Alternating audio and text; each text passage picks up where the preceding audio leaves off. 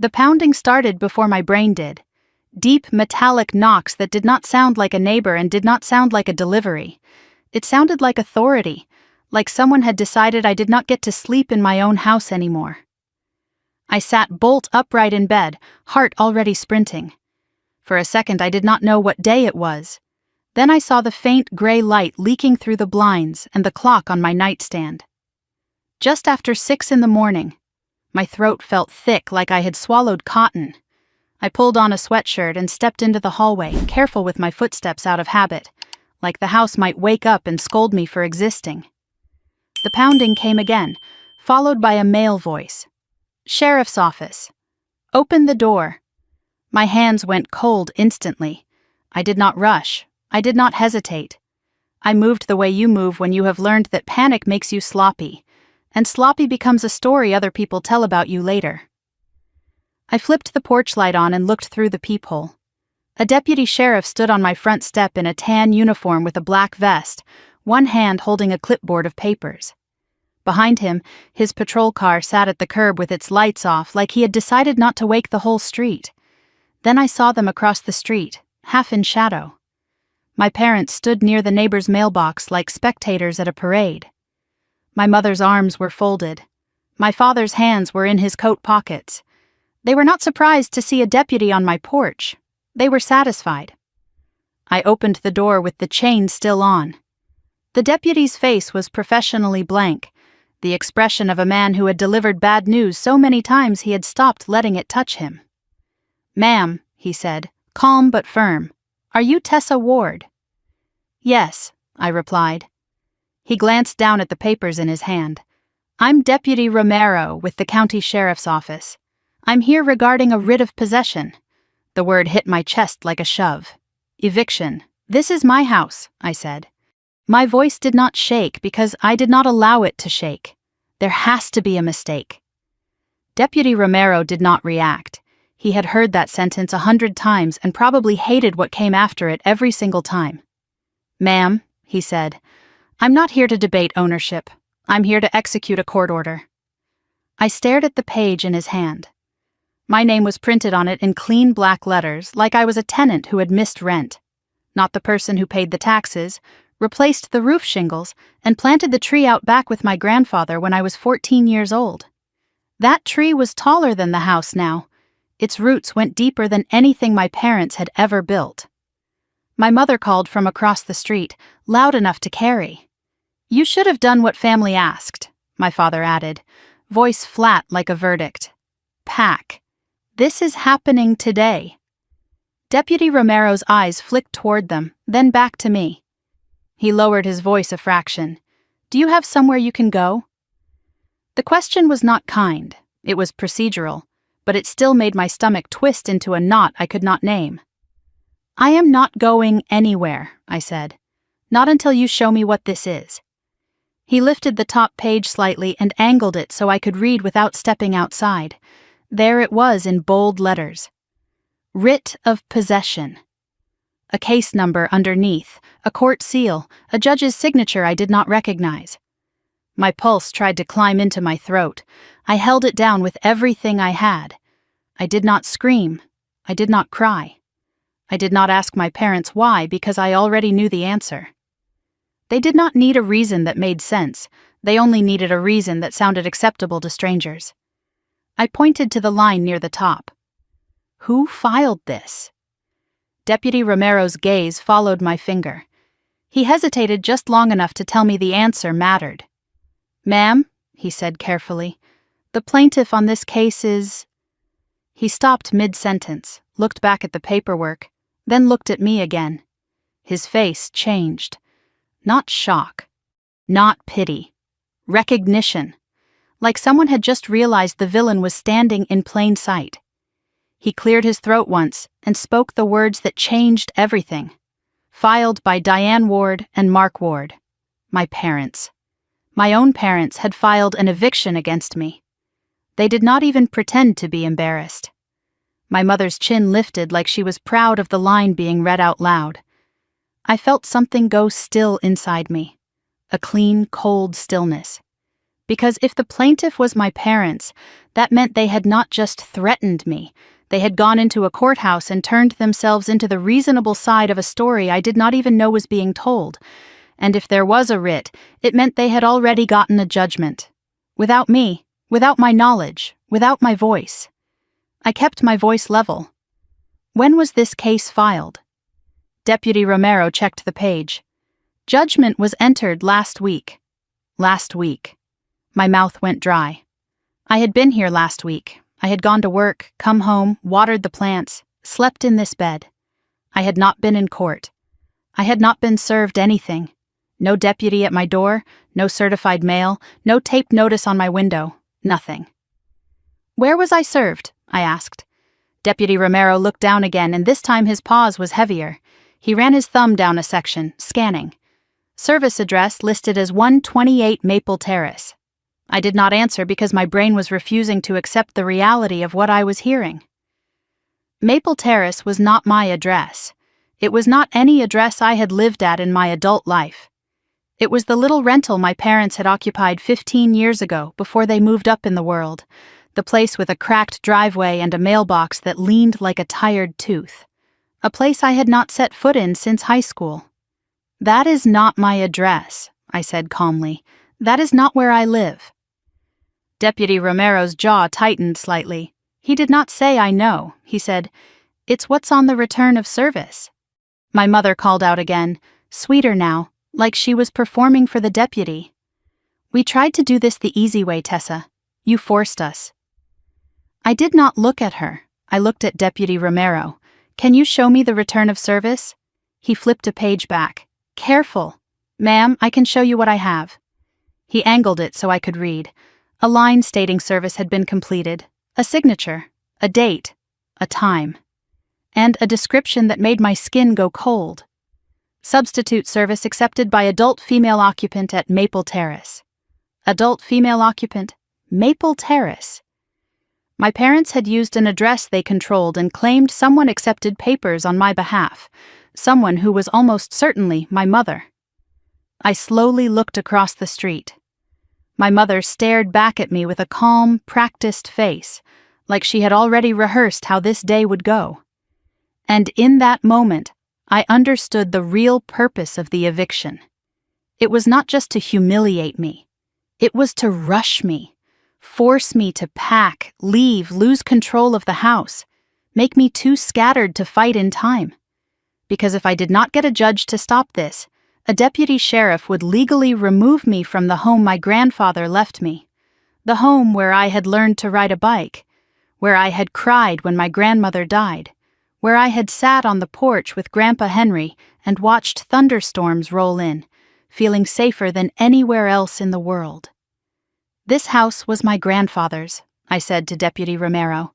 "He left it to me." He did not argue. He simply held the papers tighter, like he hated being the delivery system for other people's cruelty. "Ma'am," he said, "if you believe the court order was obtained improperly, you need to contact the court immediately and file an emergency motion. I can't tell you how to do that." I nodded once. "I understand." He glanced back down, then up, and his voice turned even more careful. "There's one more thing. This writ authorizes same-day possession." My stomach tightened. Same day. He looked me straight in the eye, professional and not unkind. "Without a judge's stay," he said, "I have to clear this house by noon." Noon. 6 hours to save everything my grandfather had trusted me to protect. I did not stand there arguing. Arguing would have given my parents what they wanted. A scene. A story. A reason to point and say I was unstable. So I did the only thing that mattered. I built a record. I asked Deputy Romero to hold the paperwork steady while I took clear photos of every page with my phone. The case number, the court seal, the signature line, the service address, the return of service language. Every word that might save me later. Then I stepped back inside, shut the door gently, and slid the deadbolt into place. Through the window, I could still see my parents across the street, watching like they were waiting for me to start throwing boxes onto the lawn. My mother had that same satisfied stillness she used to wear when she thought she had cornered me into obedience. I did not give her the satisfaction of movement. I grabbed my wallet, my keys, my phone, and one small fireproof pouch from the drawer where I kept the boring things that become life or death when other people decide to get creative. My deed copy, my grandfather's probate distribution letter, the property tax statements, the homeowner's policy in my name. Then I called the courthouse clerk's office while standing in my own kitchen. The line rang twice. "Civil Division," a woman answered, voice brisk. "I have a writ of possession for an eviction," I said calmly. "I was never served.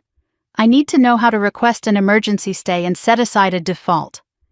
There was a pause, keys clicking. The kind of pause that meant she had pulled the case number and was deciding how much mercy the system was willing to offer at 6 a.m. "What's the case number?" she asked. I read it off the photo on my phone. She typed again, longer this time. Then her voice changed, just slightly. Less scripted. "Ma'am," she said, "this is an unlawful detainer filed by Mark and Diane Ward. Default judgment entered last week. I was never served," I repeated. "The service address listed is Maple Terrace. That is not my address." Another pause. More keys. "I see the return," she said carefully. "It says substitute service accepted by an adult female occupant." "That would be my mother," I said. And my voice stayed even because if I let myself feel the rage, I would lose time. "What do I do right now?" "You need to file an emergency motion to stay enforcement, and a motion to vacate the default." "How fast can that be heard?" She hesitated. "Depends on the judge's calendar. It has to be heard today. The deputy says he has to clear the house by noon." The clerk exhaled quietly, like she did not like what she was about to say but was going to say it anyway. "Come to the courthouse as soon as we open. Bring identification, proof of your address, bring any evidence you were not served, and if you have proof you own the property, bring that too." "I do," I said. "Good." She paused, then added something that made me grip the phone tighter. "And, ma'am, there's something else attached to this case. A deed." My throat tightened. "A quitclaim deed. Recorded 2 weeks ago. It says you transferred the property to your parents." The world went silent for exactly 1 heartbeat. I never signed a quitclaim deed. I could hear her breathing on the other end, the careful breath of someone who has seen this before and knows what it means. "Then you need to tell that to the judge," she said.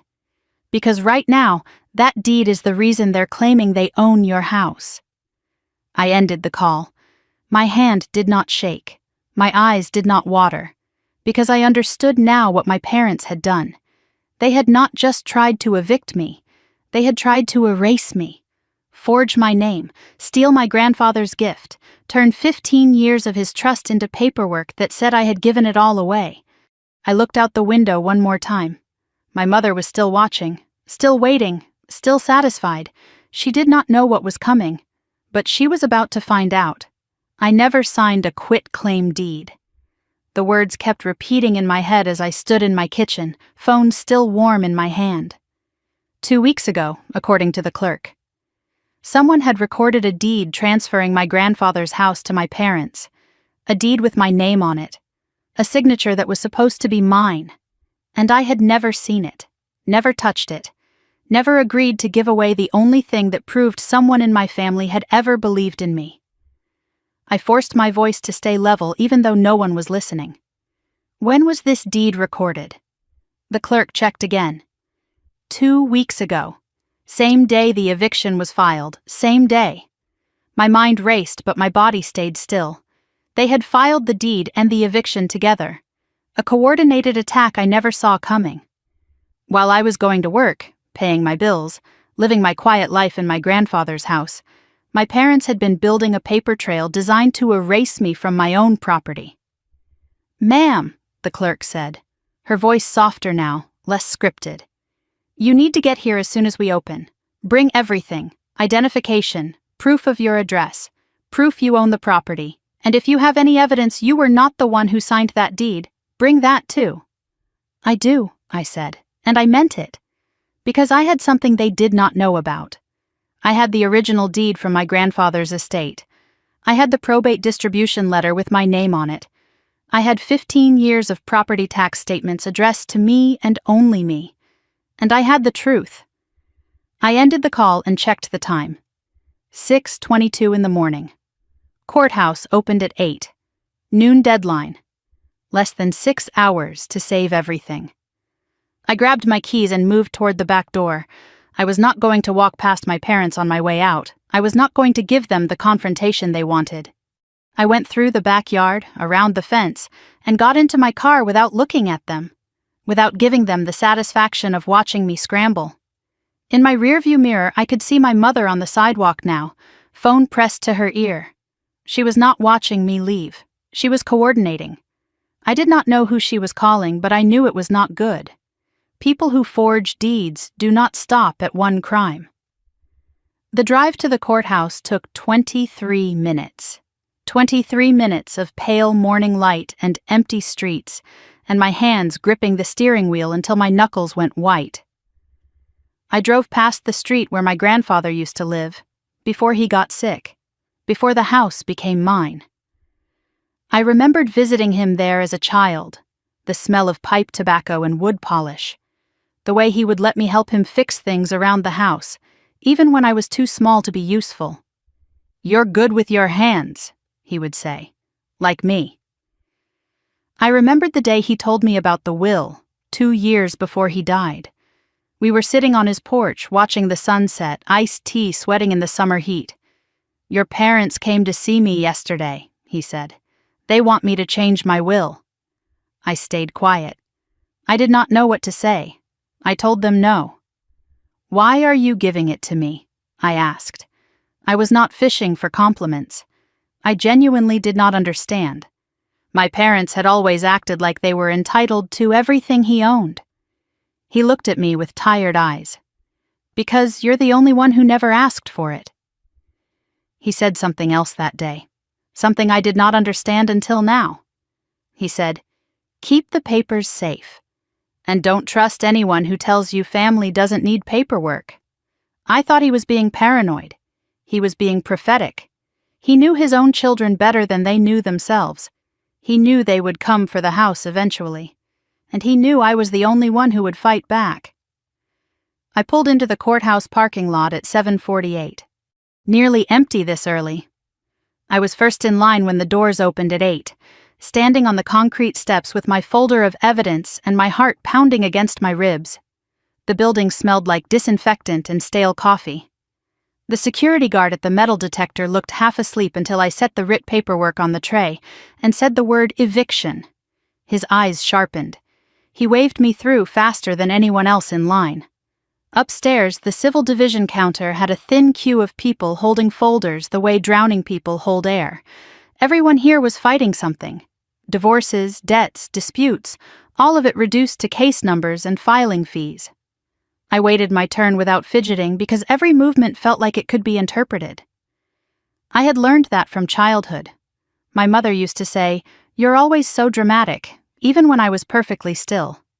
I learned early that my family would use my reactions against me. If I cried, I was too sensitive. If I argued, I was difficult. If I stayed quiet, I was hiding something. So I stopped giving them anything to interpret. I became a closed door. When I reached the window, I slid my ID and the writ photos forward. "I need an emergency stay and a motion to vacate," I said. I was never served. "The service address is wrong." The clerk behind the counter was a man with tired eyes and a badge clipped to his collar. He typed my case number and frowned almost immediately. "You're at this address?" he asked, reading from the file. "No," I said. "That address is my parents' old place. I have never lived there as an adult." He clicked again, pulled up a scanned document, and turned his monitor slightly so I could see. A proof of service form, a signature line with a scribble, but the printed name underneath was neat and clear. Diane Ward. My mother had not even bothered to disguise it. She had signed her own name while claiming to accept service on my behalf, like she thought no one would ever look. "She signed for it," I said quietly. "And she is the plaintiff." The clerk's eyebrows rose a fraction. Yes, she accepted service on my behalf at an address I do not live at. He stared at the screen for a beat longer than necessary. Then he did something that told me he was not just going through the motions. He printed the proof of service form and slid it under the glass. "Highlight that," he said, voice low. "It matters."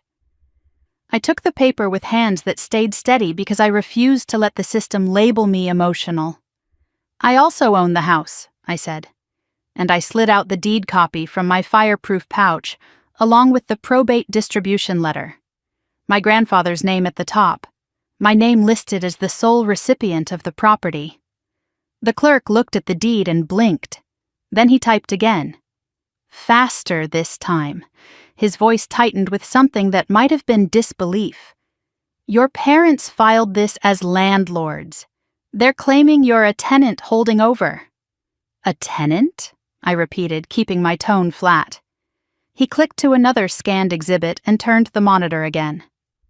A one-page rental agreement. My name typed at the top. My parents' names typed under landlord. A signature at the bottom that was supposed to be mine. It was not. It looked like someone had tried to copy my handwriting from an old birthday card and gotten bored halfway through. The loops were wrong. The slant was off. It was a forgery so lazy it almost felt insulting. "They forged it," I said. The clerk did not say yes. Clerks never say yes. But he printed that document too, and slid it under the glass alongside the first one.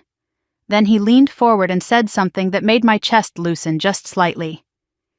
"If you want the judge to see this today, you need to file your emergency motion now.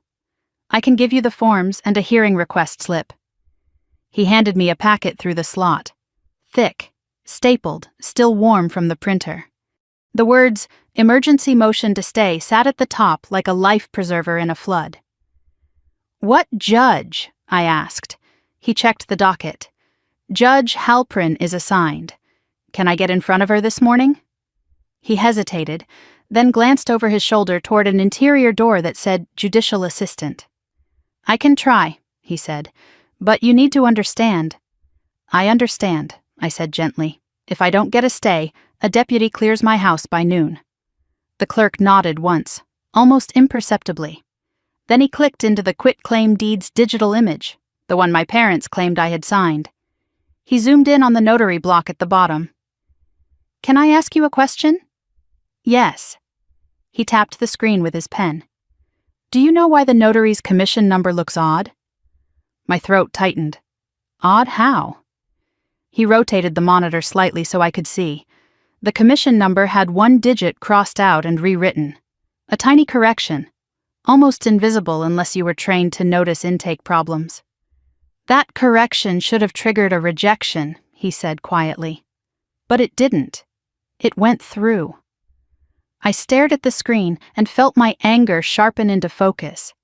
A crossed-out digit in a legal acknowledgement is not a typo. It is an opening. "Can you print that image?" He nodded once. "Yes.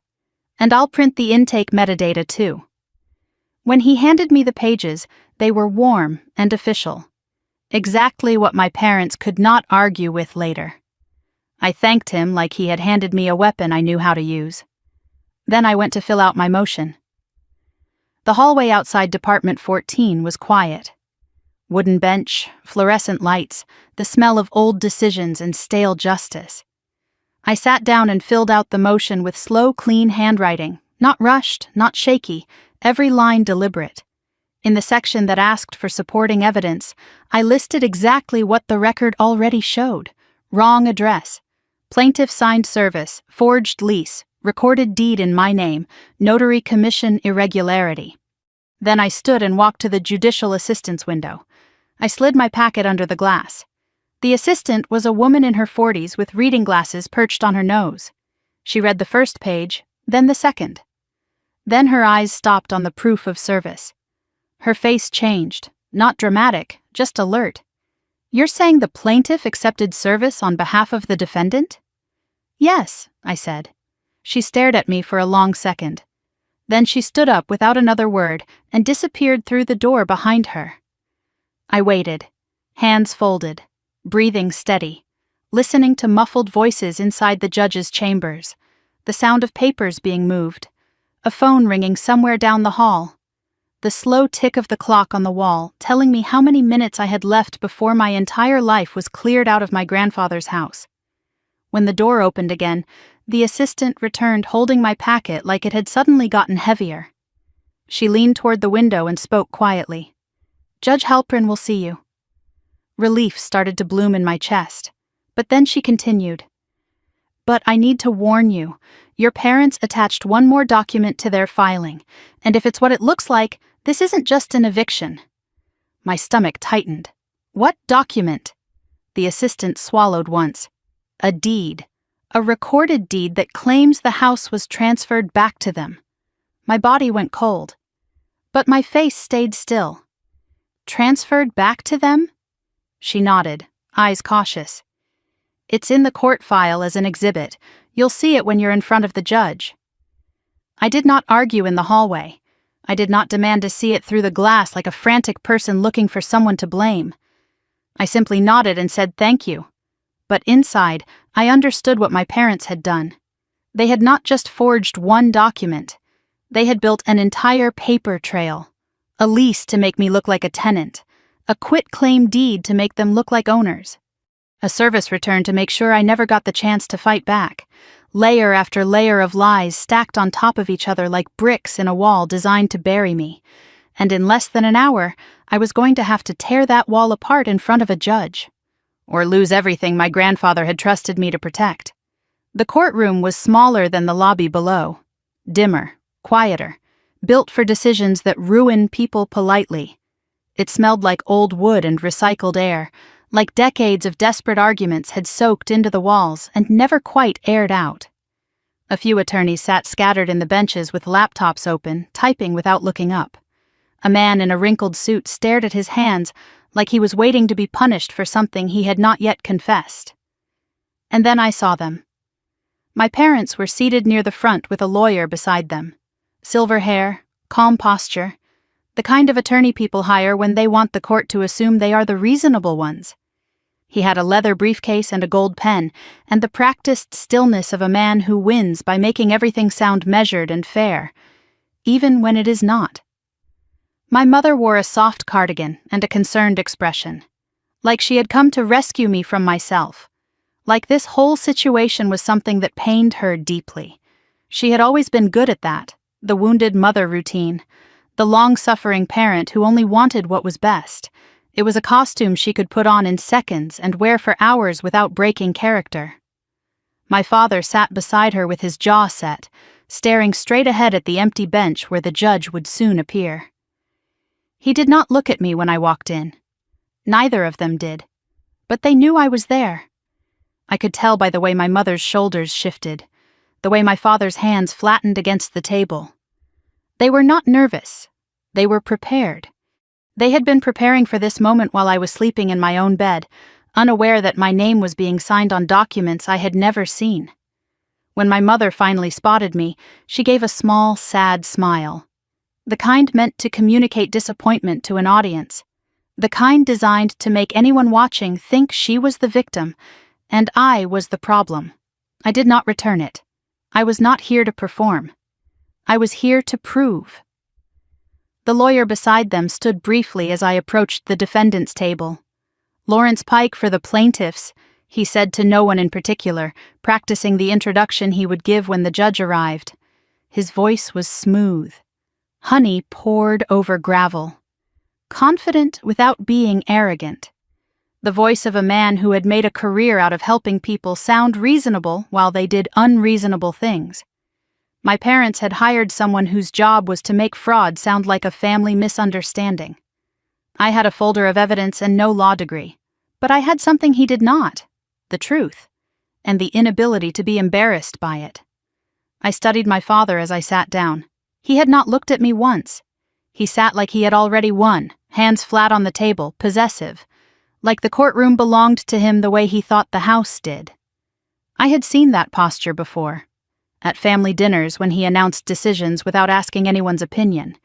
At holidays when he controlled who sat where and who spoke when. He had always believed that authority was something you took, not something you earned. And now he was trying to take the last thing I had. My mother kept touching her collar, adjusting her cardigan. Small nervous gestures disguised as grooming. She was worried. She just did not want anyone to see it. For one moment her eyes met mine across the aisle. Something flickered there. Not guilt, not regret, fear. She was not afraid of losing. She was afraid of being seen. Then the mask slid back into place. The concerned mother returned, and I realized that whatever love had once existed between us had been replaced by something colder, something transactional. I was not her daughter anymore. I was an obstacle. The bailiff called the room to order. All rise. Judge Halpern entered through a door behind the bench. She was in her mid-60s with silver-streaked hair pulled back from her face, reading glasses perched on her nose, a face that had seen every kind of lie and survived. There was no warmth in her expression, no coldness either, just focus. The focus of someone who had learned to see through performance and cut straight to the bone. "Good morning," she said, settling into her chair. "We have an emergency motion to stay enforcement of a writ of possession." She looked directly at me. "Ms. Ward, you are the defendant." "Yes, Your Honor, and you are appearing without counsel today." "Yes." Her gaze flicked briefly to Pike, then back to me. She was assessing whether I could survive what was coming. I planned to prove I could. Pike stood smoothly. "Lawrence Pike for the plaintiffs, Your Honor." Judge Halpern nodded once, then looked down at the file in front of her. A frown appeared almost immediately. She had already seen something she did not like. I just did not know yet if it was something that would help me or bury me. "Ms. Ward," she said, "you understand the writ authorizes possession today." "Yes, Your Honor," the deputy said noon. She did not react to the emotion in that. She reacted to the procedure. "Tell me why I should issue an emergency stay." I slid my packet forward, hands steady, because I was never properly served. The proof of service shows the plaintiff accepted substitute service at an address I do not live at. The address is not mine, and the plaintiff signed the service form. Judge Halpern's eyes narrowed slightly. "Plaintiff signed the service form." "Yes, Your Honor." Pike smiled faintly, like he was about to explain away a technicality. "Your Honor, service was completed according to statute. Substitute service is permitted. The occupant accepted." Judge Halpern lifted her hand. "Don't recite statute at me. Answer the question. Did your client sign as the adult female occupant who accepted substitute service?" Pike hesitated. The pause was tiny but visible, the pause of a man who had hoped no one would ask directly. "Yes, Your Honor." Mrs. Ward accepted service at the address listed in the complaint as Ms. Ward's last known address. Judge Halpern's gaze snapped back to me. "Is Maple Terrace your last known address?" "No, Your Honor, I have not lived there as an adult. My driver's license, tax bills, and utility bills reflect my current address." I slid my ID and a recent utility bill forward. She scanned them quickly. Then she looked at my mother. "Mrs. Ward, why did you accept service on behalf of the defendant at an address that is not her residence?" My mother's lips trembled into practiced sorrow. Her voice went soft, wounded. "Your Honor, we have tried everything. She has been unstable." She stopped answering us. We did not know what else to do. Unstable. The word hung in the air like smoke. The word my mother had used my entire life to make people stop listening to me. Every time I had a boundary, I was unstable. Every time I said no, I was unstable. Every time I tried to protect myself from her control, she pulled out that word like a weapon and aimed it at anyone who might take my side. Teachers, relatives, therapists. Anyone who got close enough to hear my side of the story first heard hers, and hers always included that word. I was 14 when I learned that unstable was a cage she built around me. I was 32 when I learned to walk out of it. Judge Halpern did not blink. "That is not an answer. You either knew where she lived or you did not." My father leaned forward slightly, voice low, controlled. We were just trying to protect the property. Judge Halpern's eyes stayed sharp. Protect it from whom? My father did not answer. My mother lowered her gaze like a martyred saint accepting her suffering. The performance was flawless and completely transparent to anyone who was actually paying attention. Pike stepped in fast, urgency creeping into his polished tone. Your Honor, the plaintiffs own the home. They had to recover possession. The defendant has been refusing to leave. Judge Halpern's gaze turned to him. Her voice tightened. I have reviewed the exhibits. One of them is a deed. My throat tightened. The deed. The forged quit claim. It was about to enter the record. Judge Halpern lifted a single page from the file and held it up so both sides could see. Exhibit C is a recorded quit-claim deed purporting to transfer the property from Tessa Ward to Mark and Diane Ward. Recorded 2 weeks ago. My mother inhaled softly. The performance of surprise. My father's face stayed flat, like he thought stillness would protect him from scrutiny. Judge Halpern looked directly at me. Ms. Ward, did you sign a quit-claim deed transferring this property to your parents 2 weeks ago? No, Your Honor. Pike's voice came in smooth. Immediate. Your Honor, we have a notarized deed on record. Judge Halpern's eyes snapped to him. I did not ask you. Pike's mouth closed. The courtroom went very quiet, the kind of quiet that happens when everyone realizes the rules have changed. When the person in charge has stopped pretending to be neutral and started paying attention to the truth. Judge Halpern looked at me again. You are saying that deed is fraudulent? Yes, Your Honor, and I can prove I was not present for any notarization. I was at work that day. My employer has access logs. Her pen stopped moving. Access logs, yes, badge entry and security camera logs, time-stamped. Pike's expression tightened. Your Honor, this is turning into a title dispute. Probate matters belong in a different department. Judge Halpern's gaze hardened. This is not a probate matter right now. This is an unlawful detainer filed by people claiming to be owners, supported by a deed the defendant says she never signed, combined with a service return signed by the plaintiff at an incorrect address. She paused. Let the words settle. My parents shifted in their seats. First visible discomfort since the hearing began. I am not comfortable enforcing a writ of possession on this record, Judge Halpern said. Pike opened his mouth to object. She cut him off. I will address the stay first. Miss Ward, do you have proof of current recorded ownership in your name? Yes, Your Honor. I pulled out the recorder's office printout I had requested that morning from the clerk downstairs. Property record summary. Stamped official. Judge Halpern took it. Scanned. Her eyebrows rose slightly. It shows the property was distributed to you through your grandfather's estate, recorded last year. Then it shows a quitclaim deed 2 weeks ago transferring it to your parents. She looked at me again. And you are denying you signed that quitclaim? Yes. Judge Halpern leaned back slightly and stared at the deed exhibit. Then she looked at the notary block at the bottom of the page.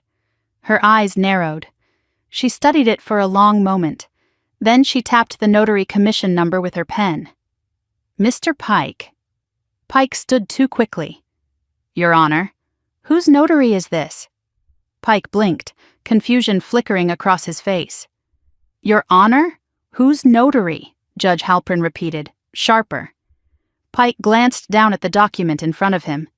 It appears to be a notary named Carla Mendez. Judge Halpern looked at my father. Mr. Ward. Do you know Carla Mendez? My father's mouth opened, then closed. My mother answered for him, voice thin, cracking slightly. She is a friend. Judge Halpern's gaze stayed fixed. A friend who notarized a deed transferring your daughter's inherited home to you 2 weeks ago. Silence.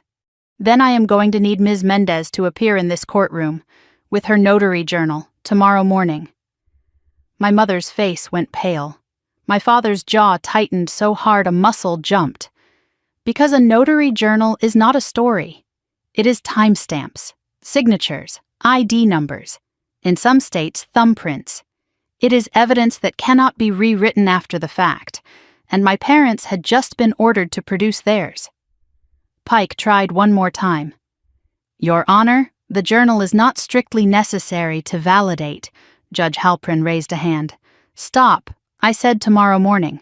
The notary will appear. With the journal, and if there are any discrepancies between what that journal shows and what this deed claims, we will have a very different conversation. She looked at me.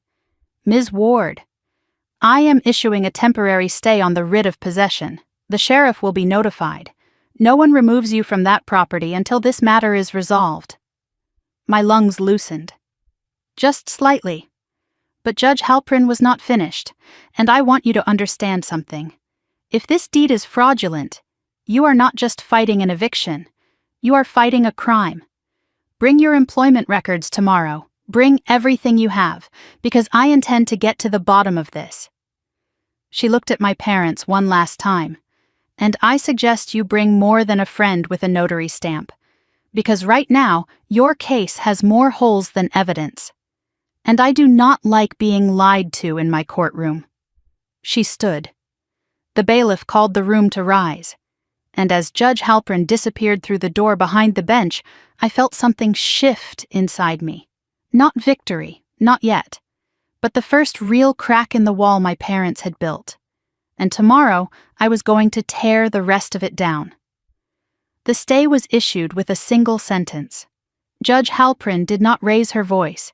She did not make a speech.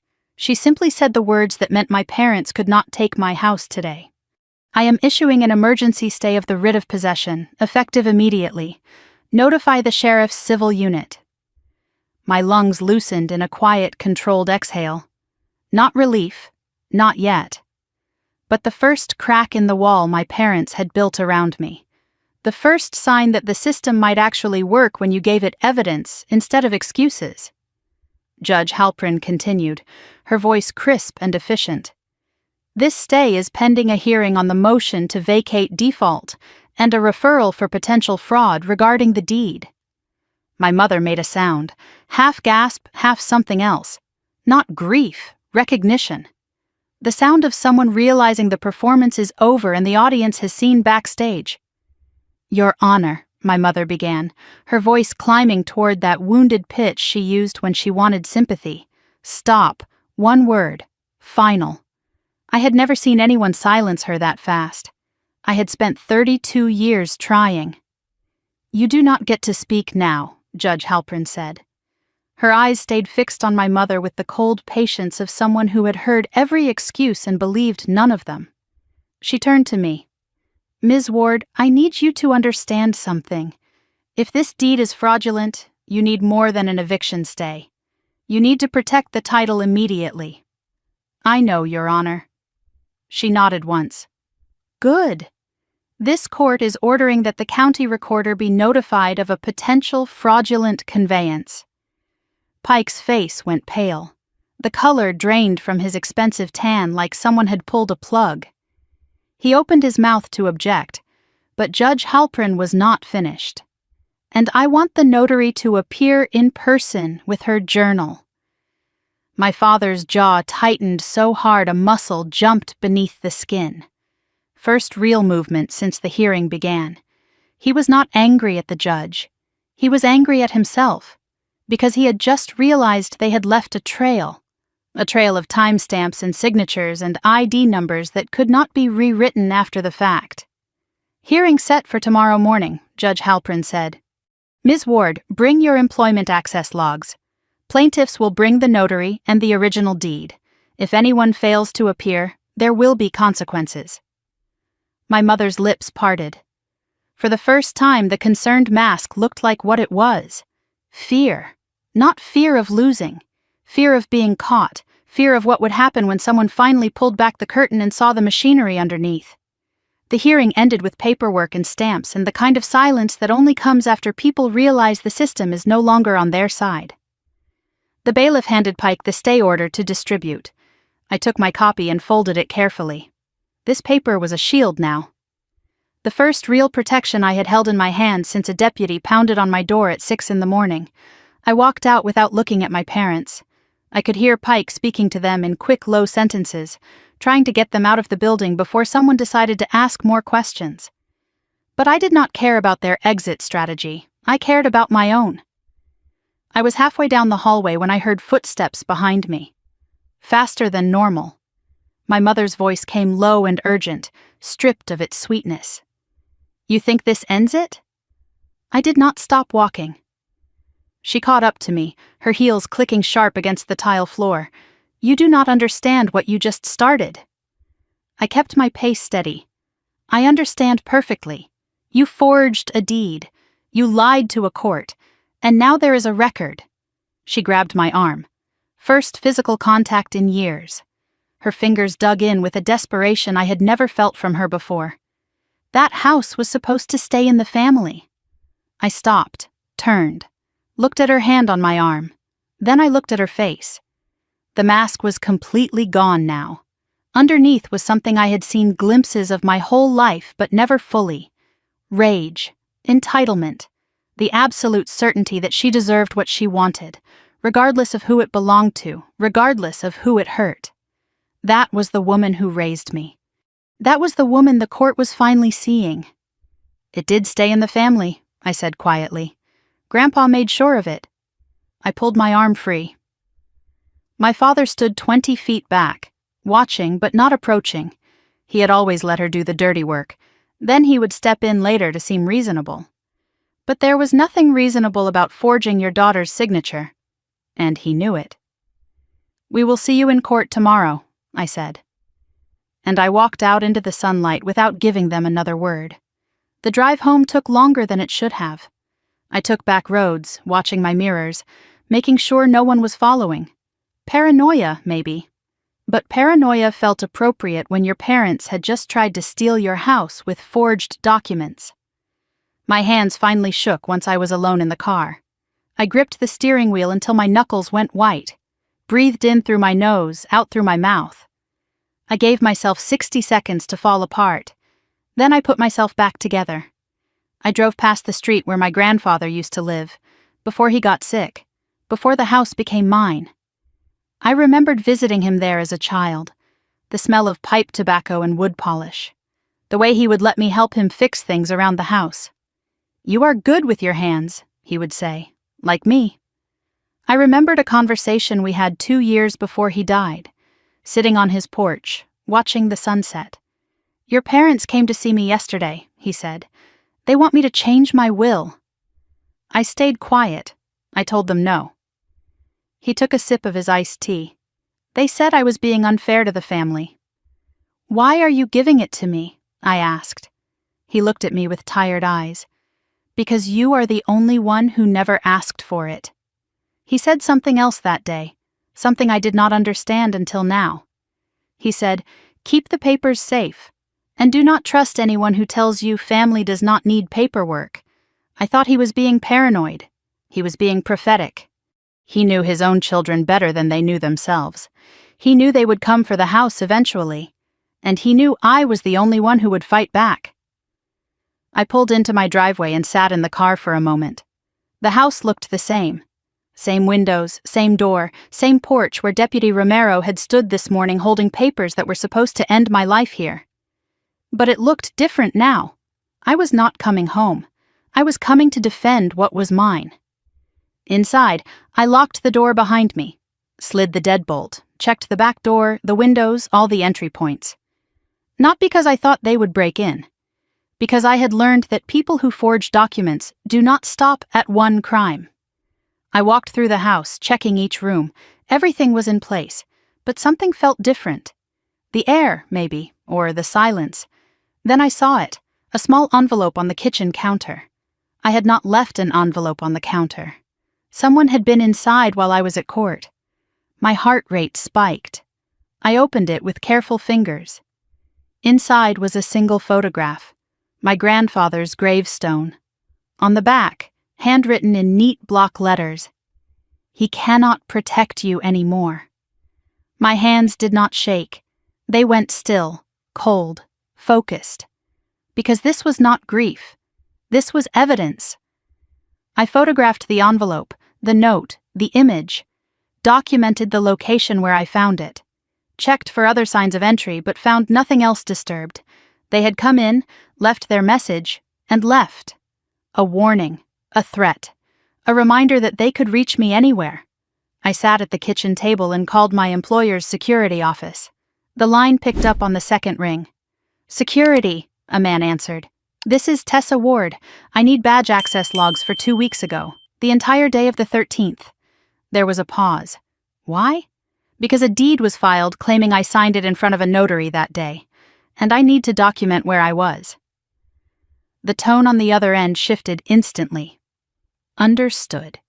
I will need an email request and a case number if there is one. I have one. I gave him the case number. He did not ask if I was okay. He did not need to. He said, "We will pull badge entries and parking gate logs. If the cameras still have footage, we will preserve it." Preserve. That word felt like protection, like someone else understood that documentation was the only language that mattered when people started lying. I ended the call and looked out my front window. My parents' car was gone from across the street. But I knew they would be back. They always came back. An hour later, my phone buzzed with a text. Unknown number. One sentence on the screen. "If you show up tomorrow, you will lose more than a house." My skin went cold. Not because I was scared, because threats meant they knew what was coming, and they did not think they could stop it cleanly. Desperate people do not send threats. They send solutions. Threats mean they have run out of solutions. I did not reply. I screenshotted the message, saved it to a folder labeled with the case number, forwarded it to myself with the subject line. Threat received night before hearing. Documentation is not revenge. It is insurance. I spent the evening building what I came to think of as the evidence wall. Kitchen table covered with documents, each one organized by category. The deed from my grandfather's estate, the forged quitclaim deed with the crossed-out notary number, the proof of service signed by my mother at the wrong address, the forged rental agreement, the property tax statements in my name, the utility bills, the photographs of the envelope and gravestone threat. Everything laid out in order, everything labeled, everything ready. I knew what I had. I also knew what I did not have. The notary's journal, that was the key. A notary journal has timestamps, signatures, ID numbers. In some states, thumbprints. If Carla Mendez had actually followed procedure, her journal would show she had never seen me. And if she had not followed procedure, that was a crime all by itself. The question was whether my parents would sacrifice their friend to save themselves, or whether Carla Mendez would walk into that courtroom and tell the truth. I did not know, but I knew one thing. People who lie for money usually stop lying when the cost gets too high. And tomorrow, the cost was going to get very high indeed. I forced myself to go to bed around 11, not peacefully, not easily, but exhaustion makes you careless. And my parents had built their entire plan around me being too tired, too shocked, too alone to fight. Tomorrow I would prove them wrong. I was drifting toward sleep when I heard it. A car door closing outside. Then another. Footsteps on the front walk. The doorbell rang once. Then again. I did not move from bed. I opened my phone camera and started recording audio. Captured the timestamp. My mother's voice came through the door. Muffled but clear. "Tessa, open the door. Pause. We can still fix this. Just sign the papers and this all goes away." My father's voice followed. Lower. Colder. "You have until morning to make the right choice." After that, we stopped being nice. I did not go to the door. I did not answer. I just kept recording. They thought silence meant surrender. They did not understand. Silence was my weapon now. Footsteps retreated. Car doors closed. Engine started, faded away. I stopped recording. Saved the file. Labeled it, "Parents at door, midnight, night before hearing." They had just added another piece to my evidence file. And tomorrow, I was going to make sure they regretted every single one. I slept 3 hours. Maybe 4. But when the alarm went off at 7, I was already awake, already dressed, already running through the evidence in my head like a prayer I could not afford to forget. I showered quickly, put on clothes that said I took this seriously without trying too hard, and grabbed the folder that held everything. Badge logs from my employer, parking gate records with time-stamped license plate scans, the certification email from the security director, the photographs of the forged documents, the recording of my parents at my door at midnight. Every piece of paper was a weapon, every timestamp was a shield, and today I was going to use all of them. I arrived at Department 14 at 8:45, 15 minutes early. The courtroom doors were already open, the same wooden benches, the same dim light, the same smell of old decisions and stale justice. But today it felt different. Today it felt like the room was waiting for something to break. My parents were already there, seated in the same spot as yesterday. Pike beside them, briefcase open, papers spread across the table like he was preparing for a war he was no longer sure he could win. But there was a fourth person today, sitting behind them, a woman I had never seen before. She was in her mid-50s, maybe older, hair pulled back too tight, purse clutched against her chest like a shield. She was not looking at anyone, not Pike, not my parents, not the door. She was looking at her own hands like she was trying to remember what they had done, like she was already rehearsing her apology, or her excuse. That was Carla Mendez, the notary who claimed she had watched me sign a deed I had never touched, and she looked exactly like someone who knew today was going to be bad. I studied her as I took my seat at the defendant's table. She wore a blazer that did not quite fit, like she had borrowed it for the occasion, lipstick slightly smudged at the corner, applied with shaking hands maybe, a wedding ring she kept twisting back and forth on her finger, a nervous habit, or a prayer. She had not looked at my parents once since I walked in, not since I sat down, not since Pike leaned over to whisper something in my father's ear. People who are comfortable with their co-conspirators make eye contact. Carla Mendez was treating them like strangers, or like people she wished she had never met. My mother leaned back slightly, whispered something to Carla. Carla nodded but did not turn. Her shoulders tightened. Whatever my mother said, it did not comfort her. It cornered her. My father had not moved. Same flat expression as yesterday. But there was something different in his posture. Tension in the neck, the shoulders.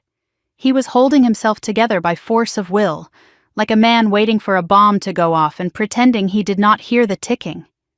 Pike reached into his briefcase and pulled out a small black book, hard cover, worn edges. He set it on the table between himself and Carla. She stared at it like it was a loaded gun. The notary journal. Every notarization Carla Mendez had performed was in that book. Dates, times, names, ID numbers, signatures.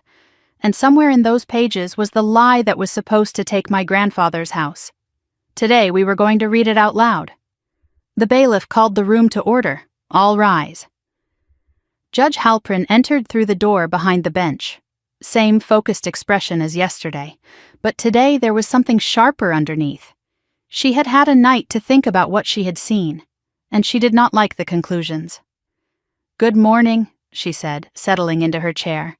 "We are here on continued hearing regarding case number." She read the number without looking up. "Yesterday I ordered the appearance of the notary public who notarized the quitclaim deed at issue."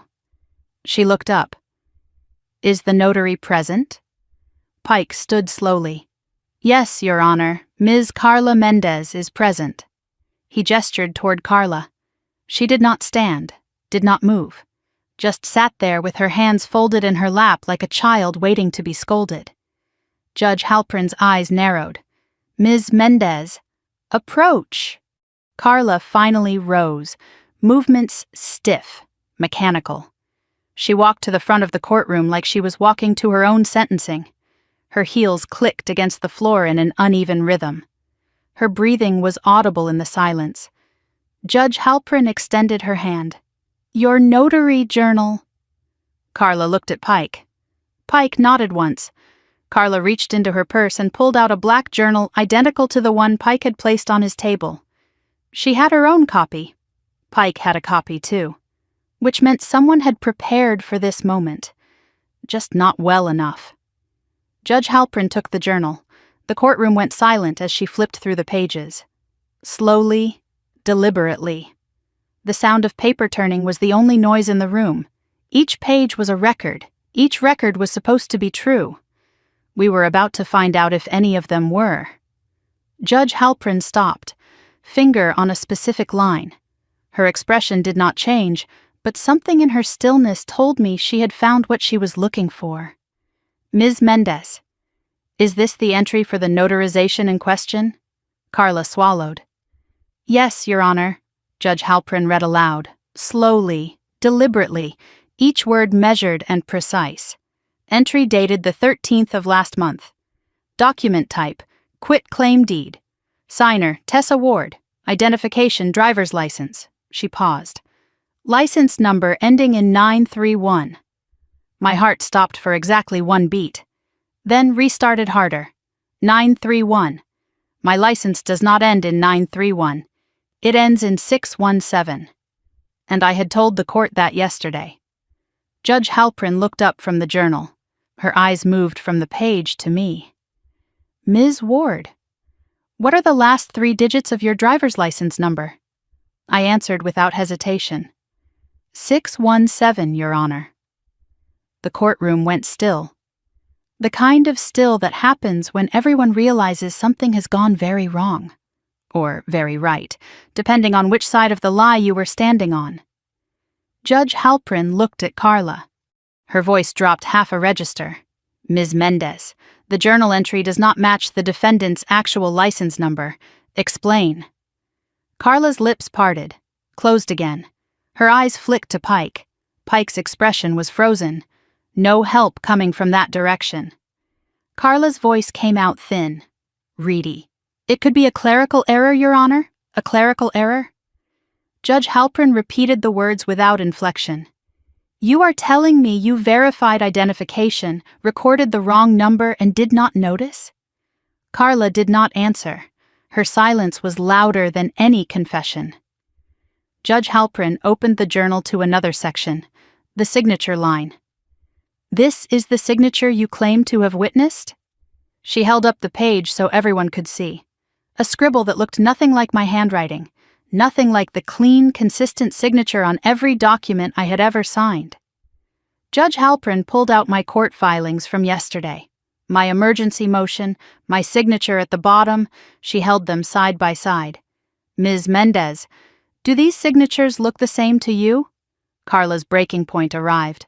Her voice cracked. Tears started to form in her eyes. Your Honor, I just did what I was asked to do. The courtroom fell completely silent. Judge Halprin's eyes narrowed. What you were asked to do? By whom? Carla's gaze darted toward the plaintiff's table, just for a second. But everyone saw it. My mother, my father, the people who had asked her to lie. Pike stood quickly, voice cracking with urgency. Your Honor, my client would like to request a brief recess. Judge Halprin did not even look at him. Denied. Pike sat back down. The color had drained from his face. He was a man who had finally understood what he had been defending. And he did not like the view. Judge Halprin turned back to me. Ms. Ward, you stated yesterday that you have employment records proving your whereabouts on the 13th. Yes, Your Honor. Present them. I stood. Walked to the front with my folder, handed the pages to the bailiff, who handed them to the judge. Badge access logs from my employer's security office, I said. Parking gate logs with time-stamped license plate scan, and a certification email from the security director. Judge Halprin scanned the first page. Her eyebrows rose slightly. This shows you entered your workplace at 7:52 in the morning. Yes, Your Honor, and you did not leave until 6:14 in the evening. Correct. No gap, no departure, no time to drive to a notary and sign a deed. Judge Halprin looked at Carla. Ms. Mendez, what time did you notarize this deed? Carla's voice was barely audible. Around noon, Your Honor. Judge Halprin did not raise her voice. She did not need to. Your journal lists the time as 12:15. The defendant was inside a secured building at 12:15, with internal door access recorded. She did not leave. I could not have been in 2 places at once. And the records proved it. Every timestamp, every log, every scan. They all said the same thing. I was not there. Which meant someone else had been pretending to be me. Pike stood again, voice cracking with desperation. Your Honor, these employment records are hearsay. They have not been properly authenticated. Judge Halpern looked at him with the patience of someone explaining gravity to a child. They are certified by the security director, and your notary journal has an incorrect driver's license number. Which record do you think I find more credible? Pike opened his mouth, closed it. I had seen lawyers lose arguments before. I had never seen one realize he was standing next to criminals. That was what his face looked like, the face of a man who finally understood the company he was keeping. My mother was not crying anymore. She was frozen. The cardigan looked ridiculous now, a costume for a play that was closing early. My father stared straight ahead, but his hands were gripping the table edge. White-knuckled, like he was holding on to the last shred of a plan that had already fallen apart. Carla's tears were streaming down her face now, not performance tears, the real kind, the kind that come when you realize the lie is too big to carry anymore, and you are about to drop it in front of everyone. Judge Halpern set down the journal, set down the employment logs, folded her hands, looked directly at Carla Mendez.